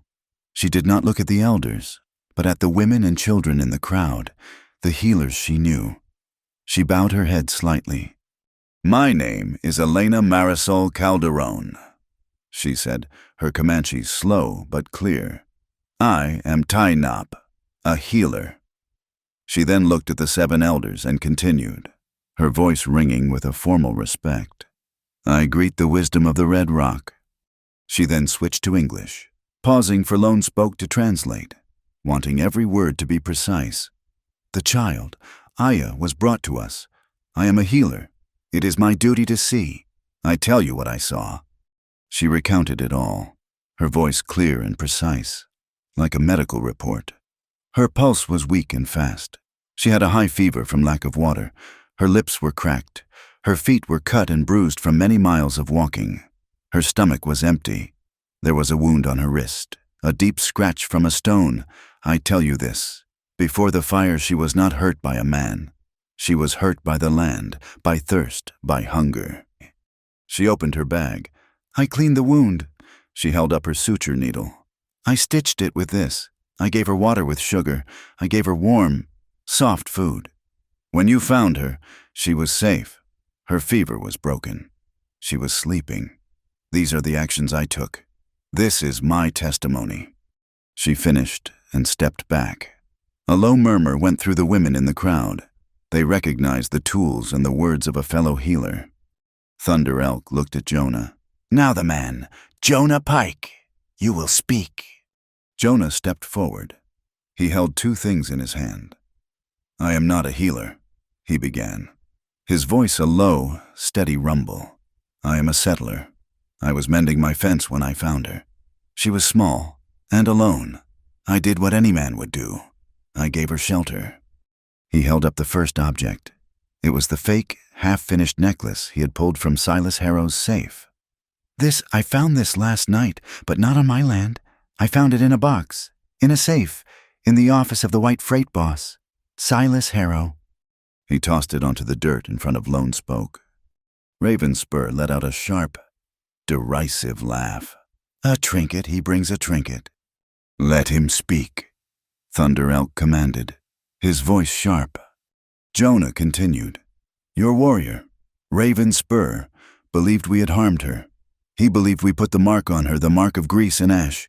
He was right about the grease. He was wrong about the hand that held it." He held up the second item. It was the page he had ripped from Harrow's ledger. It was folded, stained with rainwater and mud from the loft. "This," Jonah said, "is Harrow's black book, his own writing. He paid a gang of white men, the Night Owls, to clear the Red Rock problem. He paid them $500 to burn your storehouse." Ravenspur exploded. "Lies. He speaks wind to save his own skin. The white man lies to protect his own kind. He is the one his land, his fence. He is the one who took the child." The crowd murmured, their anger rising with Ravenspur's. Several warriors in the front tensed, their hands moving to their knives. "The white man speaks a forked tongue," Ravenspur shouted, pointing at Jonah. "His words are hunab, just wind." "Then let us test the wind." Elena's voice cut through the anger, sharp and clear. She stepped forward again, into the light. She was holding the fake arrow Jonah had found, the one with the crude owl carving. "Ravenspur is right about one thing," she said, silencing him with the surprise of her agreement. "The words are wind, so we will not use words. We will use what we know. We will use the pahai, the fire." She walked to the arrow, which Jonah had stuck in the ground.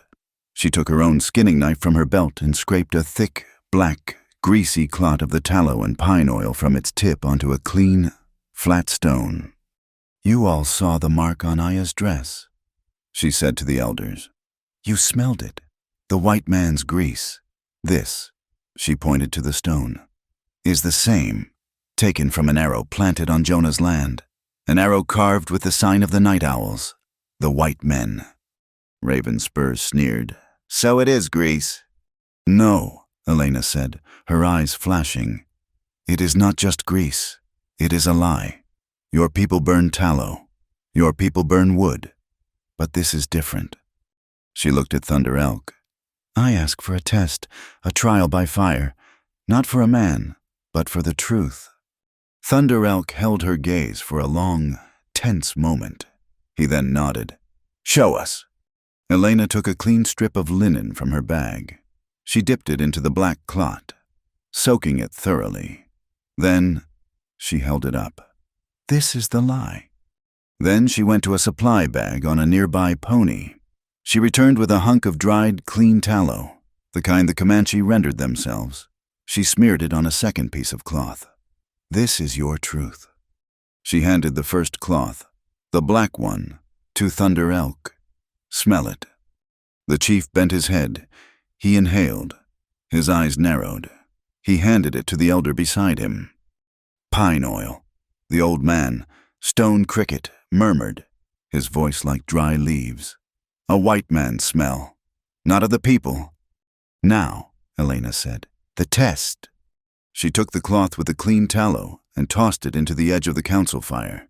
It sputtered, caught, and burned with a bright, smoky, yellow-orange flame. A normal flame. "Now, the lie," she said. She took the cloth soaked in Harrow's mixture and with a stick, pushed it into the fire. It did not burn yellow, it erupted. With a sickening hiss, it exploded in a plume of thick, oily, blue-green smoke. The chemical-laced flame burned with a terrible, unnatural intensity, a foul smell of rendered fat and burning chemicals that made the crowd recoil. It was the color of poison. A gasp went through the entire circle. They had never seen a fire burn like that. Old Stone Cricket, his eyes wide, whispered, "This is not the fire of our people. This is not of the earth." The evidence was absolute, irrefutable. Ravenspur stared at the sickening blue flame, his mouth open, his fury momentarily forgotten, replaced by a stunned, confused silence. The fire died down. The blue smoke faded, leaving a sick taste in the air. Jonah Pike stepped forward into the silence, holding the ledger page. "The blue fire is the proof," he said, his voice resonating with the authority of the truth. "That is the fire that burned your storehouse. That is the fire of Silas Harrow." He unfolded the muddy, wrinkled page and held it up to the firelight, so the elders could see. "And this is his name." He pointed to the line, "Harrow, to Burke Crowther, to the Night Owls, for clearing the Red Rock problem." Aya, who had been watching, silent and wide-eyed, suddenly stiffened. She leaned forward in her father's lap, her small hand shooting out, pointing at the page. She didn't point at the writing. She pointed at the printed letterhead at the top of the page, the fancy curling script that spelled out Harrow Freight. She began to speak, her voice small but rising with the terror of the memory. She spoke in Comanche, a frantic, tumbling rush of words. She pointed at the page, then at her dress, then in the direction of her burned storehouse. Lone Spoke listened, his head cocked. He began to translate, his voice trembling for the first time. "She says she remembers, the night of the fire, before the wind. The men, they were not our people. They were white men. They smelled bad." He pointed to the stain on the ground from the blue fire. "They smelled like that." Aya's voice grew more insistent. "She says they were laughing. One man, the big one. He kept saying a word, over and over. He said, 'Harrow, Harrow, Harrow will be pleased.'" She thought it was his name. The circle was dead quiet. The case was closed. The truth, carried by a child, a healer, and a homesteader, had been laid bare at the council fire. Ravenspur looked at his feet. The shame and anger on his face were at war. He was a warrior who had been tricked. He had aimed his spear at the wrong enemy. Jonah Pike looked at Thunder Elk. He did not look triumphant. He looked tired.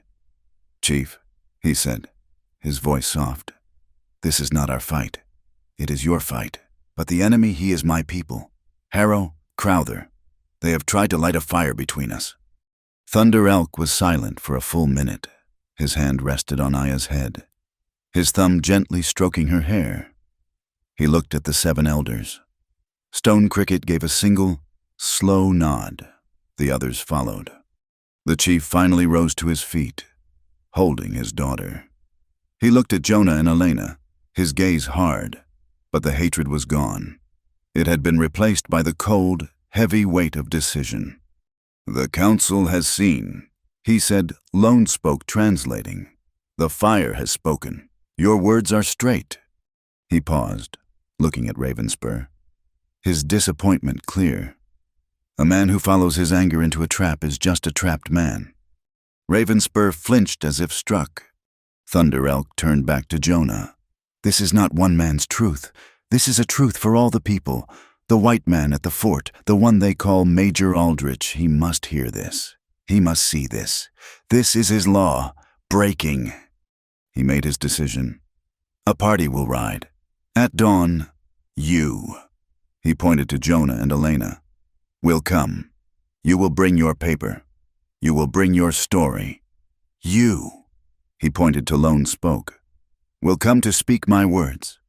And you," he pointed to his daughter, "will come to speak your truth." He then pointed to 3 of his most trusted warriors, men older and calmer than Ravenspur, They will ride with you to protect the truth. And you, he said, his voice like iron, his gaze locking on Ravenspur. The young warrior looked up, his face a complex mask of shame and defiance. You will lead them, the chief commanded. You are the one so quick to call for a white man's blood. Now, you will use your spear to protect this white man and this healer. You will guard them with your life. You will take this truth to the white man's fort. This is my command. This is your path to restoring your honor. Ravenspur stood frozen. He was being ordered to serve as a bodyguard for the very man he had wanted to kill, to protect the evidence that had proven him wrong. His pride warred with his duty. Jonah could see the violent conflict in the man's eyes.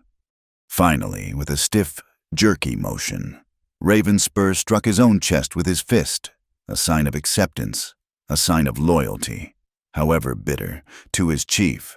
His eyes met Jonah's over the fire. They were still full of hate, but it was a new hate, a hate for Harrow, for Crowther, and perhaps for himself. It is decided. Thunder Elk declared, "Tonight, you are guests of the Red Rock. You will eat, you will rest. At dawn, you ride for Fort Sangre." The sun was a fresh, clean wound in the east, bleeding pale yellow light over the rain-washed canyons. The air was cold and sharp, smelling of wet sage and the promise of heat to come. They rode out in a strange, silent procession. Ravenspur, as commanded, took the lead, his body rigid with a suppressed, simmering fury. His 3 warriors fanned out, 2 as flankers, 1 as a rear guard. They were a professional, disciplined escort. In the center rode the truth. Jonah on Soot, his Spencer carbine back in its scabbard, his face set, Elena beside him on Viento, her medical satchel restocked, her expression calm but watchful. Lone spoke. Who would speak for his chief?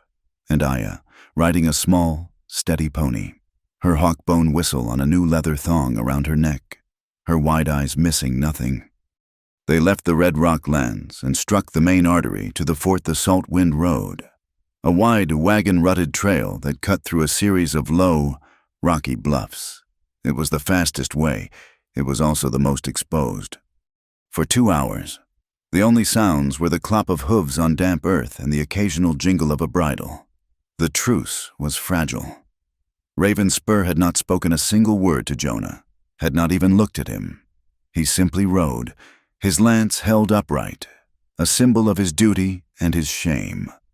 They came to a narrow section of the road where the bluffs crowded in, creating a natural channel just wide enough for a single wagon. Boulders and thick, thorny scrub provided perfect cover on both sides. Jonah felt it first, a tightening in his gut. The silence was too deep. No birds, no insects. Ravenspur saw it at the same instant, a single thin, dark line glinting in the morning sun, strung waist-high between 2 boulders, perfectly placed to catch a rider. Wire Ravenspur bellowed, his voice a raw warning. He hauled on his pinto's reins, the horse rearing, its hooves skidding on the rocks. Jonah didn't wait. He didn't think. He reacted. He was off Soot in a motion that was less a dismount and more a dive. He launched himself sideways, his arms outstretched, tackling Elena clear out of her saddle. They hit the ground in a brutal, bone-jarring tangle of limbs, rolling into the shallow, muddy ditch at the side of the road. "Ambush!" Jonah roared, his voice muffled as he tried to cover Elena's head with his own body. His mare, Soot, trained for chaos, reared high. But she wasn't just dodging the wire. A man had risen from the scrub, holding his end of the barbed wire, a shotgun in his other hand. Soot's iron-shod hooves lashed out, catching the man square in the chest. He went down with a wet, cracking sound, the shotgun discharging into the dirt. Then the world exploded. Shotgun blasts erupted from both sides of the bluff, the air filled with buckshot, the zing of ricochets, and the screams of men. "It's the night owls get to cover." The 3 Red Rock warriors were already gone, melting into the rocks like shadows. Lone Spoke grabbed Aya from her pony, pulling her behind a massive, flat boulder, shielding her with his own thin body. A night owl thug, his face masked by a bandana, rose from behind a rock not 10 yards away. He'd seen Jonah and Elena fall. He leveled his shotgun at the tangle of them in the ditch. Got him. He never fired. A black and white pinto seemed to materialize from the smoke. Raven Spur. He didn't fire his rifle. He didn't draw a knife. He charged, his horse shoulder checking the man and knocking him off balance. Raven Spur didn't use the point of his lance. He used the butt end, slamming it down with all his force onto the shotgun stock. The weapon shattered, splinters of wood flying. The thug stared up, stunned. Raven Spur looked down at him, his face a mask of cold, pure contempt, then wheeled his horse to face the next attacker. He glanced at Jonah, still on the ground. For one brief fraction of a second, their eyes met. Raven Spur gave a single, sharp, almost imperceptible nod. It was not friendship. It was a shared, violent purpose. The enemy is here. From behind the boulder, a sound pierced the gunfire, a high, shrill, 3-note whistle. Aya, she was blowing the hawk-bone whistle, her small face pale with terror but her hands steady. It wasn't a cry for help. It was a signal. Flank, attack. The 3 warriors answered. A shot came from high on the right bluff, and a night owl sniper tumbled from his perch. A war cry echoed from the left, and the sound of a hand-to-hand struggle began. The ambushers were now the ambushed, caught in a pincer. The fight dissolved into chaos. Gunsmoke and dust choked the air. "Forget the Indians, get Pike, get the woman," a new voice bellowed. Deputy Burke Crowther stepped into the middle of the road, his badge winking in the sun. He was in a cold fury, his plan collapsing. He saw the ledger book Jonah had taken, now half buried in the mud where he'd dropped it. "I want that book. Leave their bodies for the crows to pick clean," Crowther shouted, raising his own revolver. He was not aiming at Jonah. He was aiming at Lone Spoke, the witness. Jonah saw it. He scrambled to his feet, shoving Elena deeper into the ditch. "Stay down!" He didn't have time to grab his carbine. Crowther was already taking aim. Jonah didn't reach for his gun. He snatched the riata from Soot's saddle. His hands moved in a blur, a skill learned over 20 years of roping cattle. He built his loop, swung it once over his head, and let it fly. The rope uncoiled in a perfect, smooth line.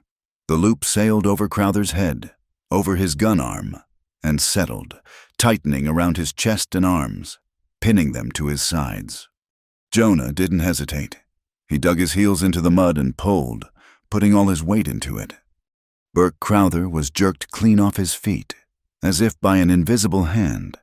He flew backward, landing flat on his back in the mud with a sound that drove the air from his lungs. His revolver flew from his numb fingers, and a black, leather-bound book, another ledger, the original one he must have saved from the fire, was jolted from his coat and fell beside him. The tide had turned, but not without cost.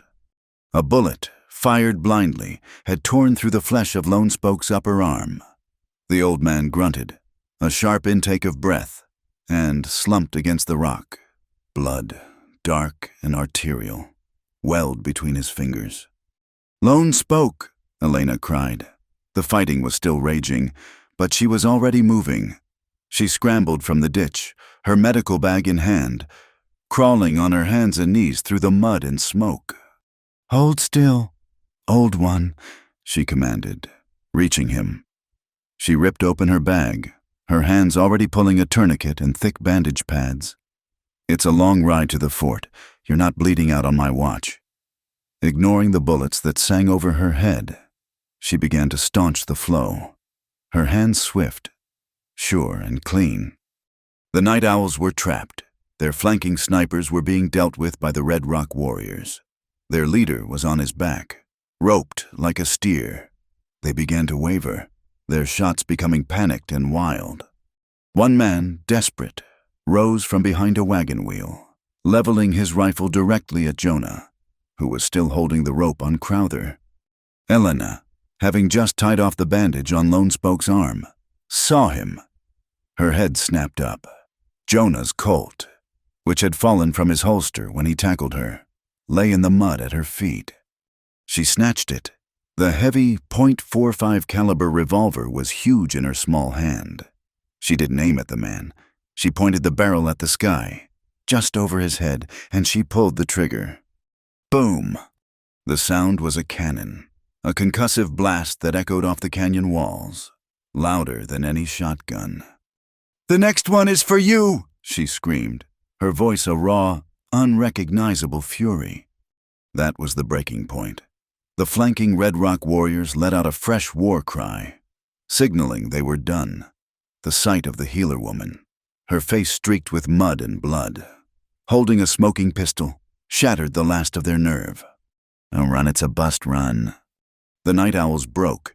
They scrambled from their cover, running for the horses they'd hidden, abandoning their leader, their plan, and two of their own, who lay unmoving in the dust. In less than 5 minutes, it was over. The only sound was the ringing in their ears, the groans of the wounded, and the panting of horses. Jonah tied Crowther's hands and feet, his knots hard and angry. The 3 Red Rock warriors emerged from the rocks, one of them bleeding from a cut on his head, but all alive. Raven Spur sat on his pinto, his lance dark, his face unreadable. He nodded, not at Jonah, but at the side of the road. Jonah walked over. Tucked into a small alcove, hidden by brush, were 2 light buckboard wagons. They were stenciled, clear as day. Harrow Freight. He ripped the canvas cover off the first one. It was exactly what he expected. It was loaded with barrels of tallow and kegs of pine oil, a mobile arson kit. The second wagon held dozens of unlit, pre-soaked torches, ready to be ignited. This was the team. This was the group Crowther was going to send to the Blue Corn Depot. They had been diverted here to stop the truth from ever reaching the fort, and they had failed. Jonah Pike looked at the wagons. He looked at the trussed-up, sputtering Burke Crowther. He looked at the original ledger, which he'd retrieved from the mud. He looked at Elena, who was helping the wounded Lone Spoke to his feet. They had it all: the witness, the weapons, the books, the man. "Let's ride," Jonah said, his voice hard as iron. They mounted up, slinging the complaining Crowther over his own horse. They rode hard, leaving the scene of the ambush behind, pushing toward the fort. The sun was high, but a bank of heavy, dark clouds was massing on the western horizon, a storm of a different kind. Jonah's hand rested on the ledger in his coat. They had won the fight, but he knew, with a cold certainty, that the battle wasn't over. They were riding into the hands of Major Aldrich, a man who, like Crowther, wore a badge of authority, a man who was known to be on Harrow's payroll. His mind raced. If the military court, if Aldrich, chose to ignore this, if he chose to protect his friend Silas Harrow, this entire, bloody morning would be for nothing. The war that Crowther had tried to start would still ignite, and every man, woman, and child in the territory would be caught in the blaze. The gates of Fort Sangre were a stark, imposing barrier of sharpened logs. To the troopers on the parapet, the group that approached was a waking nightmare, an impossible delegation that spoke of a new, strange, and terrible war. 5 Comanche warriors, led by the infamous Raven Spur, rode not as a war party, but as a formal escort. With them was their chief, Thunder Elk, who had followed his delegation at a distance, his presence a heavy, silent authority. And in their charge, riding as if protected, were the settler Jonah Pike, the healer Elena Marisol Calderon. The old translator Lone spoke his arm in a fresh white sling, and the chief's own daughter, Aya, bringing up the rear, slumped and tied over his own saddle, was the mud-caked, cursing form of Deputy Burke Crowther. A nervous sergeant met them at the gate. "Major Aldrich, he's in his office. He's expecting a Mr. Harrow." Good, Jonah said, his voice hard. He can see us all at once. They were marched across the parade ground, their boots and moccasins falling on the hard-packed earth. A silent, tense procession that brought every soldier out of the barracks to stare. They were led into the command building, a 2-story clapboard structure that smelled of ink, old leather, and stale tobacco. Major Aldrich's office was cramped, the walls covered in maps. The major, a man named Philip Aldrich, was a man softened by garrison life, his blue uniform jacket straining at the middle. He was not a warrior. He was a bureaucrat in a soldier's suit. And he was not alone. Silas Harrow sat in the visitor's chair, his expensive, polished boots propped up on the major's desk, a lit cigar in his hand. He looked relaxed, confident, and was in the middle of a pleasant story. "And so, Major," Harrow was saying, "when my men found the depot burning, my first thought was for the fort, for the stability of the territory." He stopped as the door opened, his smile freezing. His eyes went from Jonah to Elena, to the bound form of his deputy, and then widened in genuine shock at the sight of Thunder Elk. His feet slammed to the floor. "Major," Harrow bellowed, his voice a sudden, sharp tool of command. "Thank God you're here. This is exactly what I was warning you about, this savage, Thunder Elk, and this traitor, Pike.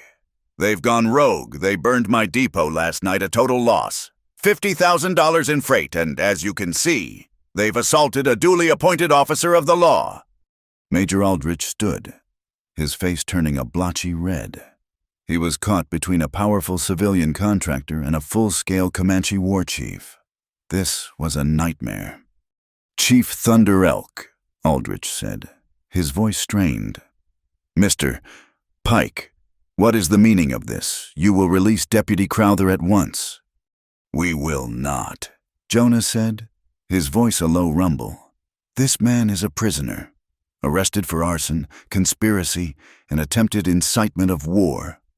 Harrow let out a sound, a short, sharp bark of a laugh. He reached into his coat and pulled out a thick, heavy envelope, bulging with what could only be cash. He slid it onto the major's desk, a friendly, familiar gesture. "Major, let's not waste our time with this theater," Harrow said, his voice smooth as oiled steel. "This is a simple land dispute and an insurance matter for my burned depot. As a token of my appreciation for the fort's stability, I'm making a donation. Let's call it $5,000. For the new barracks fund. Now, if you'll just have your men lock these intruders up, we can settle this." Aldrich looked at the envelope. His hand twitched toward it. "Before you accept Mr. Harrow's donation," Elena said, her voice cutting through the smoky air, "you should see what it's paying for." She stepped forward and placed her medical bag on the desk. From it, she pulled the fake, half-finished necklace they had found in Harrow's safe. "This," she said, her voice clear and steady, "was found in Mr. Harrow's office safe last night. It is a clumsy copy of a red rock ceremonial necklace." She pointed to Aya. "One just like the chief's daughter wears. It was being manufactured, Major, to be planted, no doubt, on a dead body, to frame the Comanche." Harrow scoffed. "A child's toy, meaningless." "Then what about this?" Elena produced the small, oil-soaked rag from the fire test at the council. "This is the grease mister. Harrow's men used to burn the Red Rock storehouse. It burns with a blue chemical flame. Lone spoke. Please tell the major what Aya saw." The old man stepped forward, his one good arm steady. He spoke, and his words were heavy with the memory. "The child, Aya, remembers the night of the fire. The men were not our people. They were white men. They smelled of this poison. And they spoke one name, over and over, as they lit the torches. They said, 'Harrow. Harrow will be pleased.'" Aya, safe by her father's side, nodded, her small face fierce. She pointed a finger at Silas Harrow. "Harrow," she said, "the name and accusation." "A child's fantasy, a story," Harrow protested. but a bead of sweat was on his temple. "Then this is no fantasy," Jonah said. He stepped forward. Pushing the fake necklace aside, he threw 2 objects onto the desk. The first was the single, mud-stained, water-warped page. This is a page from his ledger, torn from the office just before it accidentally burned down. The second was the original ledger, taken from Crowther's vest. "And this is his deputy's paybook, the real one. I'll save you the time. Major, page 4, a payment, dated 3 days ago, from Silas Harrow to Burke Crowther, $500. The note beside it reads, 'For clearing the Red Rock problem.'" The room was silent. Major Aldrich stared at the open ledger. The numbers, the names, the dates they were damning. Harrow, however, was a gambler. He doubled down. "Forged," he shouted, slamming his fist on the desk. "All of it. It's a conspiracy. This man Pike has been a thorn in my side for a year, refusing to sell his land, blocking the railroad. He's a malcontent. He faked this book. He paid this woman. He's in league with the savages, Major. Are you going to believe this or me?" He tapped the thick envelope. The bribe, the choice. Major Aldrich looked at the money. He looked at Thunder Elk. He looked at the ledger. He was trapped. Into this silence. Raven Spur moved. He had not spoken. He had stood by the door, his face a mask of stone. He walked to the desk, his presence radiating a contained violence. He was not there to speak. He was there as a symbol. He unhooked the burned, scorched banner from his belt, the false flag of war, and he threw it down. It landed with a soft, final thud directly on top of Harrow's envelope, covering the bribe with the proof of its purpose. "This is the white man's war," Raven Spur snarled, and Lone Spoke's translation was barely needed. "You grease man, you tried to make us burn the valley. You put this sign of war in our hands, a lie, to make us kill for your land." "This is an outrage," Harrow roared, his face purple. "This is a military fort. I am a citizen of the United States. I demand you arrest these murderers." The door opened. A corporal stood at attention, his face pale. "Major, sir, apologies. We have the prisoner, Deputy Crowther. He's talking, sir, a lot. We found these in his possession." The corporal stepped aside. 2 soldiers hauled the bound, dripping and utterly defeated Burke Crowther into the room. Crowther stumbled, his eyes wild, and he saw Silas Harrow standing free. "Silas!" Crowther shrieked, his voice cracking. Tell them it was your plan. Tell them I was just following orders. The fire, the land, all of it. It was your idea." Silas Harrow went pale, the color of ash. "I have never seen this man before in my life." The corporal stepped forward, ignoring the outburst. He placed a small, oilskin-wrapped bundle on the desk, on top of the burned banner. "We found these on him, sir." Major Aldrich, his face now like granite, slowly unwrapped the bundle. Inside was a wallet, a knife, and a single, folded document. He unfolded it. His eyes scanned it. He looked at Harrow, and his gaze was no longer that of a soft bureaucrat. It was the gaze of a judge. "Mr. Harrow," Aldrich said, his voice dangerously quiet. "You say you don't know this man. Then can you explain this?" He held up the document. "This is a land contract, a deed for the Dry Mesa homestead, the property of one Jonah Pike. It's already signed over to you." Harrow didn't speak. "And," the major continued, his voice rising, "you will certainly be able to explain the note, in your own handwriting, scribbled in the margin." He read it aloud, his voice echoing in the silent room. "Pending payment, after the fire." It was over. The silence in the room was absolute. Harrow, his face slack with shock, collapsed into his chair. Crowther let out a sound, a high, thin wail of defeat. Major Aldrich stood up, his spine straightening. He had seen his career flash before his eyes, had seen how close he'd come to being an accomplice. He picked up the heavy envelope of cash, not with greed, but with disgust. He threw it back at Harrow. Mr. Harrow," Aldrich said, his voice iron. "This is not a land dispute. This is not a civil matter. This is conspiracy, sedition, and an attempt to incite a war on United States territory. You have, for your own profit, attempted to murder, defraud, and destroy the peace, pitting citizen against citizen, and this nation against the Comanche people." He pointed to the door. "Corporal, arrest Mr.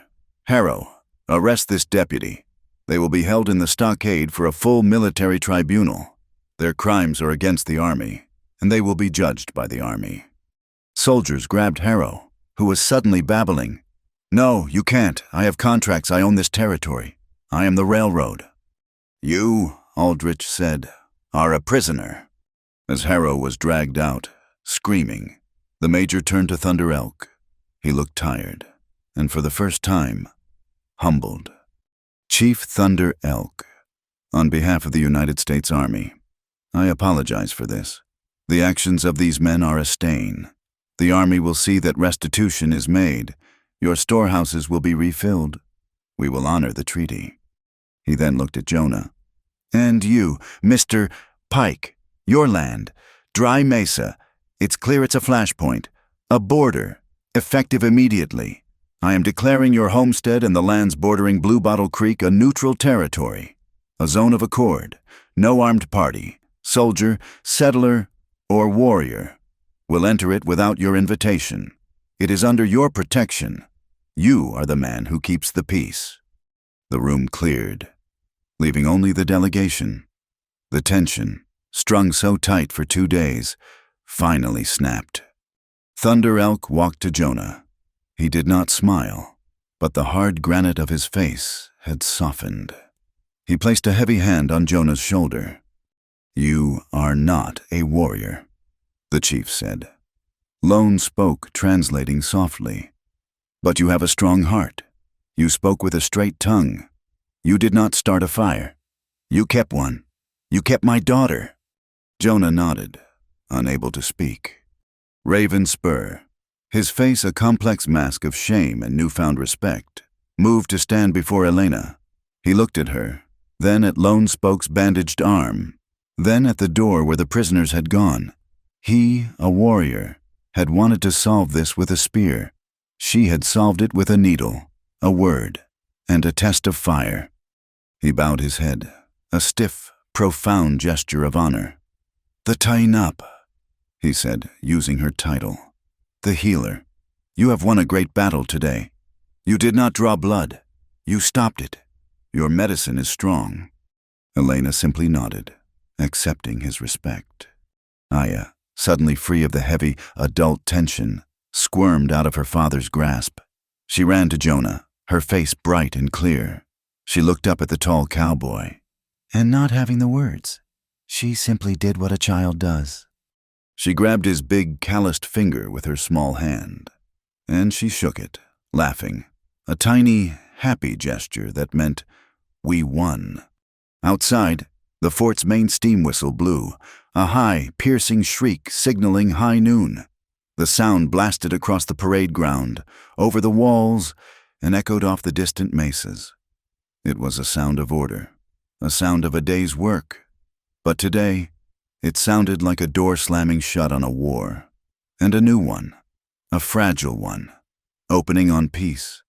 The sunset, 1 day later, was not the color of blood.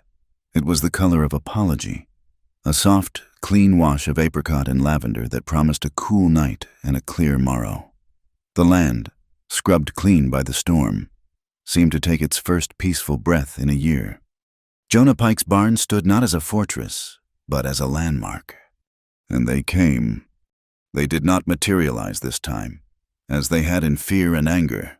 They rode in a long, formal column, 2 by 2, from the mouth of the Red Rock Canyon. They rode with purpose. Jonah and Elena stood on the rough-hewn porch of the barn, watching them come. It was all of them, 200 warriors, their ponies cleaned and brushed, their own hair braided, their faces painted not for war, but for high ceremony. They rode onto Jonah's land, splitting into two perfect columns, forming a wide, respectful avenue leading directly to the barn. They did not unstring their bows. They did not lower their lances. Instead, as the last rider filed into place, a single sharp command was barked. In perfect, unified motion, 200 warriors raised their lances and rifles straight into the air, a vertical salute, and as one, they bowed their heads, their chins touching their chests. It was not a gesture of surrender. It was the highest sign of honor a warrior could give, a greeting for an equal. Jonah felt his throat tighten. He stood, his thumbs hooked in his belt, his posture straight, receiving the honor. A space was left in the center. Through it, 3 riders approached. Chief Thunder Elk, his face no longer granite, but carved from a warmer, richer wood. Beside him, Lone spoke, his arm bound in a clean white sling provided by Elena, and on her own pony, sitting straight and proud, was Aya. They dismounted. Thunder Elk walked to the porch, his gaze meeting Jonah's. "The white man at the Fort Major Aldrich, he has his law," the chief said, his voice a low rumble, and Lone spoke translated, though the meaning was clear. "He has his paper and his soldiers and his neutral zone." He paused, his eyes sweeping over the 200 silent, waiting men. "The Red Rock Band, we have our own law. We have our own way." He held up his hand.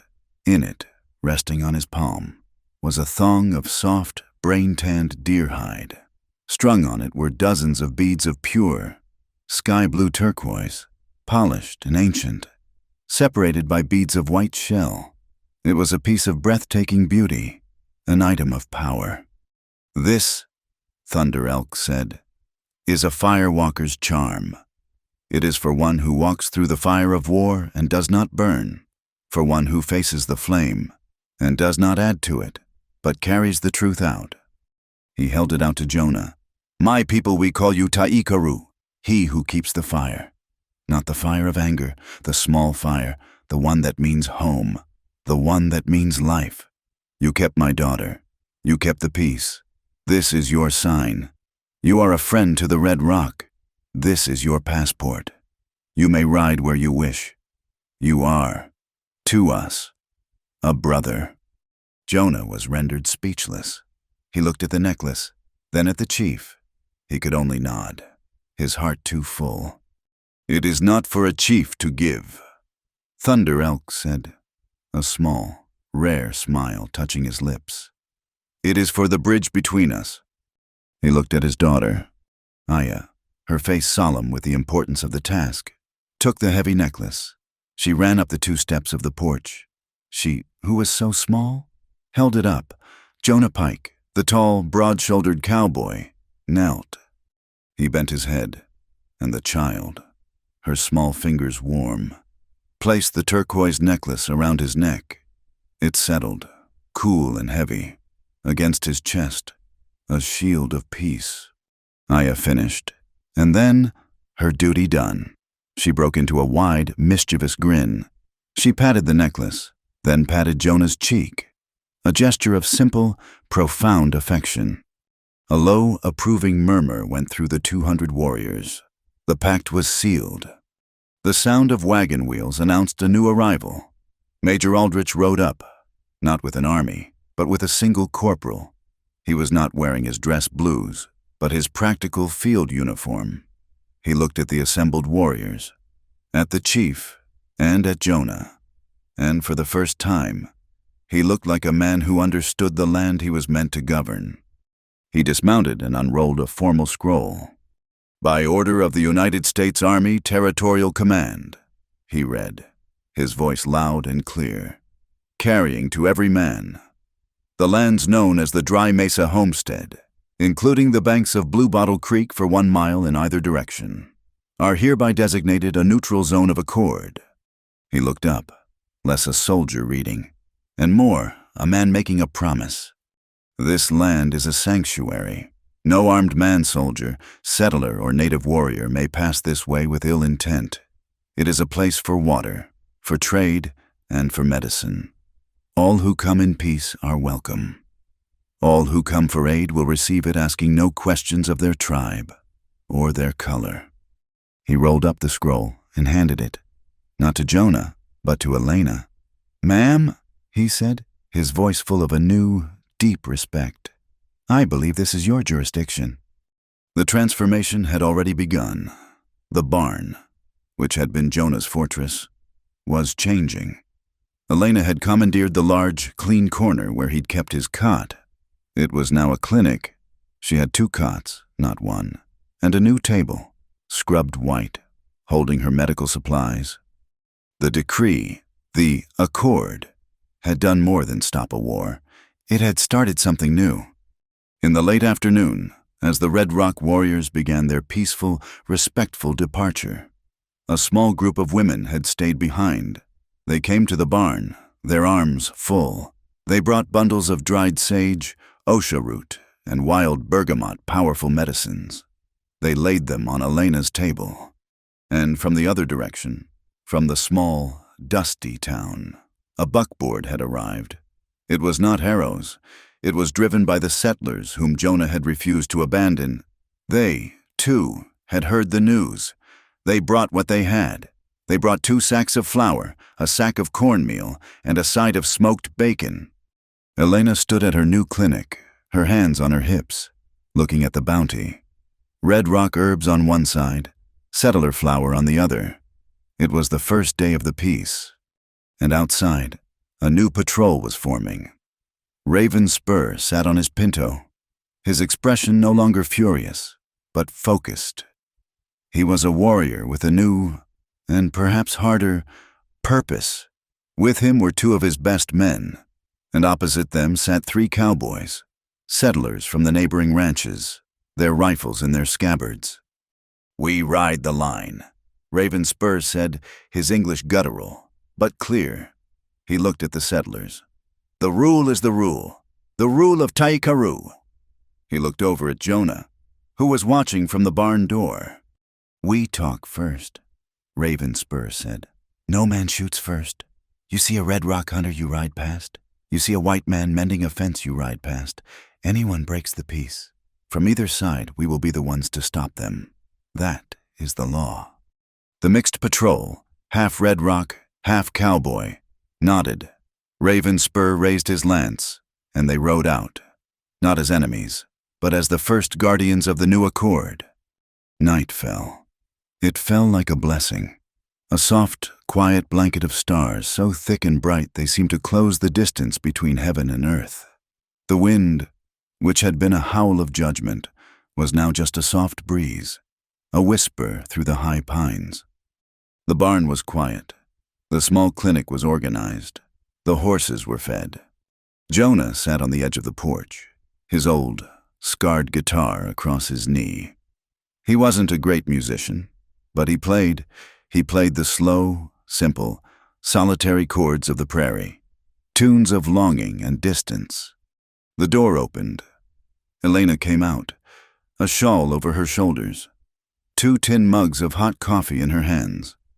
She gave one to him and sat beside him, close, her shoulder pressing against his. They sat in silence for a long time, listening to the night, from far, far away, from the Red Rock Canyon. They could hear the faint, steady heartbeat of a drum, a celebration, a ceremony of thanks. The slow, steady thump-thump of the drum found the rhythm of the simple G chord Jonah was strumming. The 2 sounds, one from a guitar string, one from a hide drum. 2 worlds, 2 peoples, they found each other in the darkness. They didn't clash, they mingled. They became one single, quiet song. Elena let out a long, contented sigh. She put her hand on his chest, her fingers tracing the outline of the new turquoise necklace that rested there. "It's a heavy thing," she said quietly. "Peace. Heavier than a rifle." Jonah agreed, his voice a low rumble. She looked up at him, her dark eyes shining in the warm, yellow light from the lamp in the window. Her hand moved from the necklace, splaying flat over his heart. She could feel its steady, powerful, reliable beat. "That night," she whispered, "in the storm, you called your vow a fire, the one you made, not to shoot first, the one you call he who keeps the fire." "I remember," he said. She leaned her head against his shoulder. "This what we've built here, this clinic, this peace, this us. It's a fire, too, Jonah. A small one, in a very big, dark, cold place." She lifted her head, her gaze locking with his. "Shall we keep this fire? Jonah Pike." He didn't need words.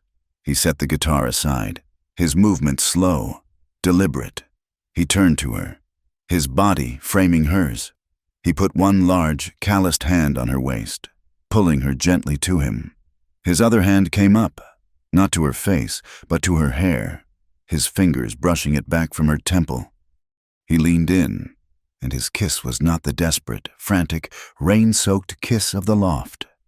It was a kiss of arrival. It was long, and it was gentle, and it was burning with a promise that settled deep in his bones.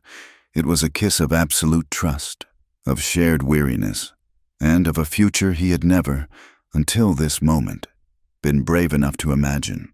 He poured all the words he didn't have, all the gratitude, all the fear he'd felt for her, all the profound, aching relief into that single, silent vow. Elena's hands came up, not to grip him, but to rest on his shoulders. She returned the kiss with a matching, quiet fire, a complete and total surrender to the peace they had earned.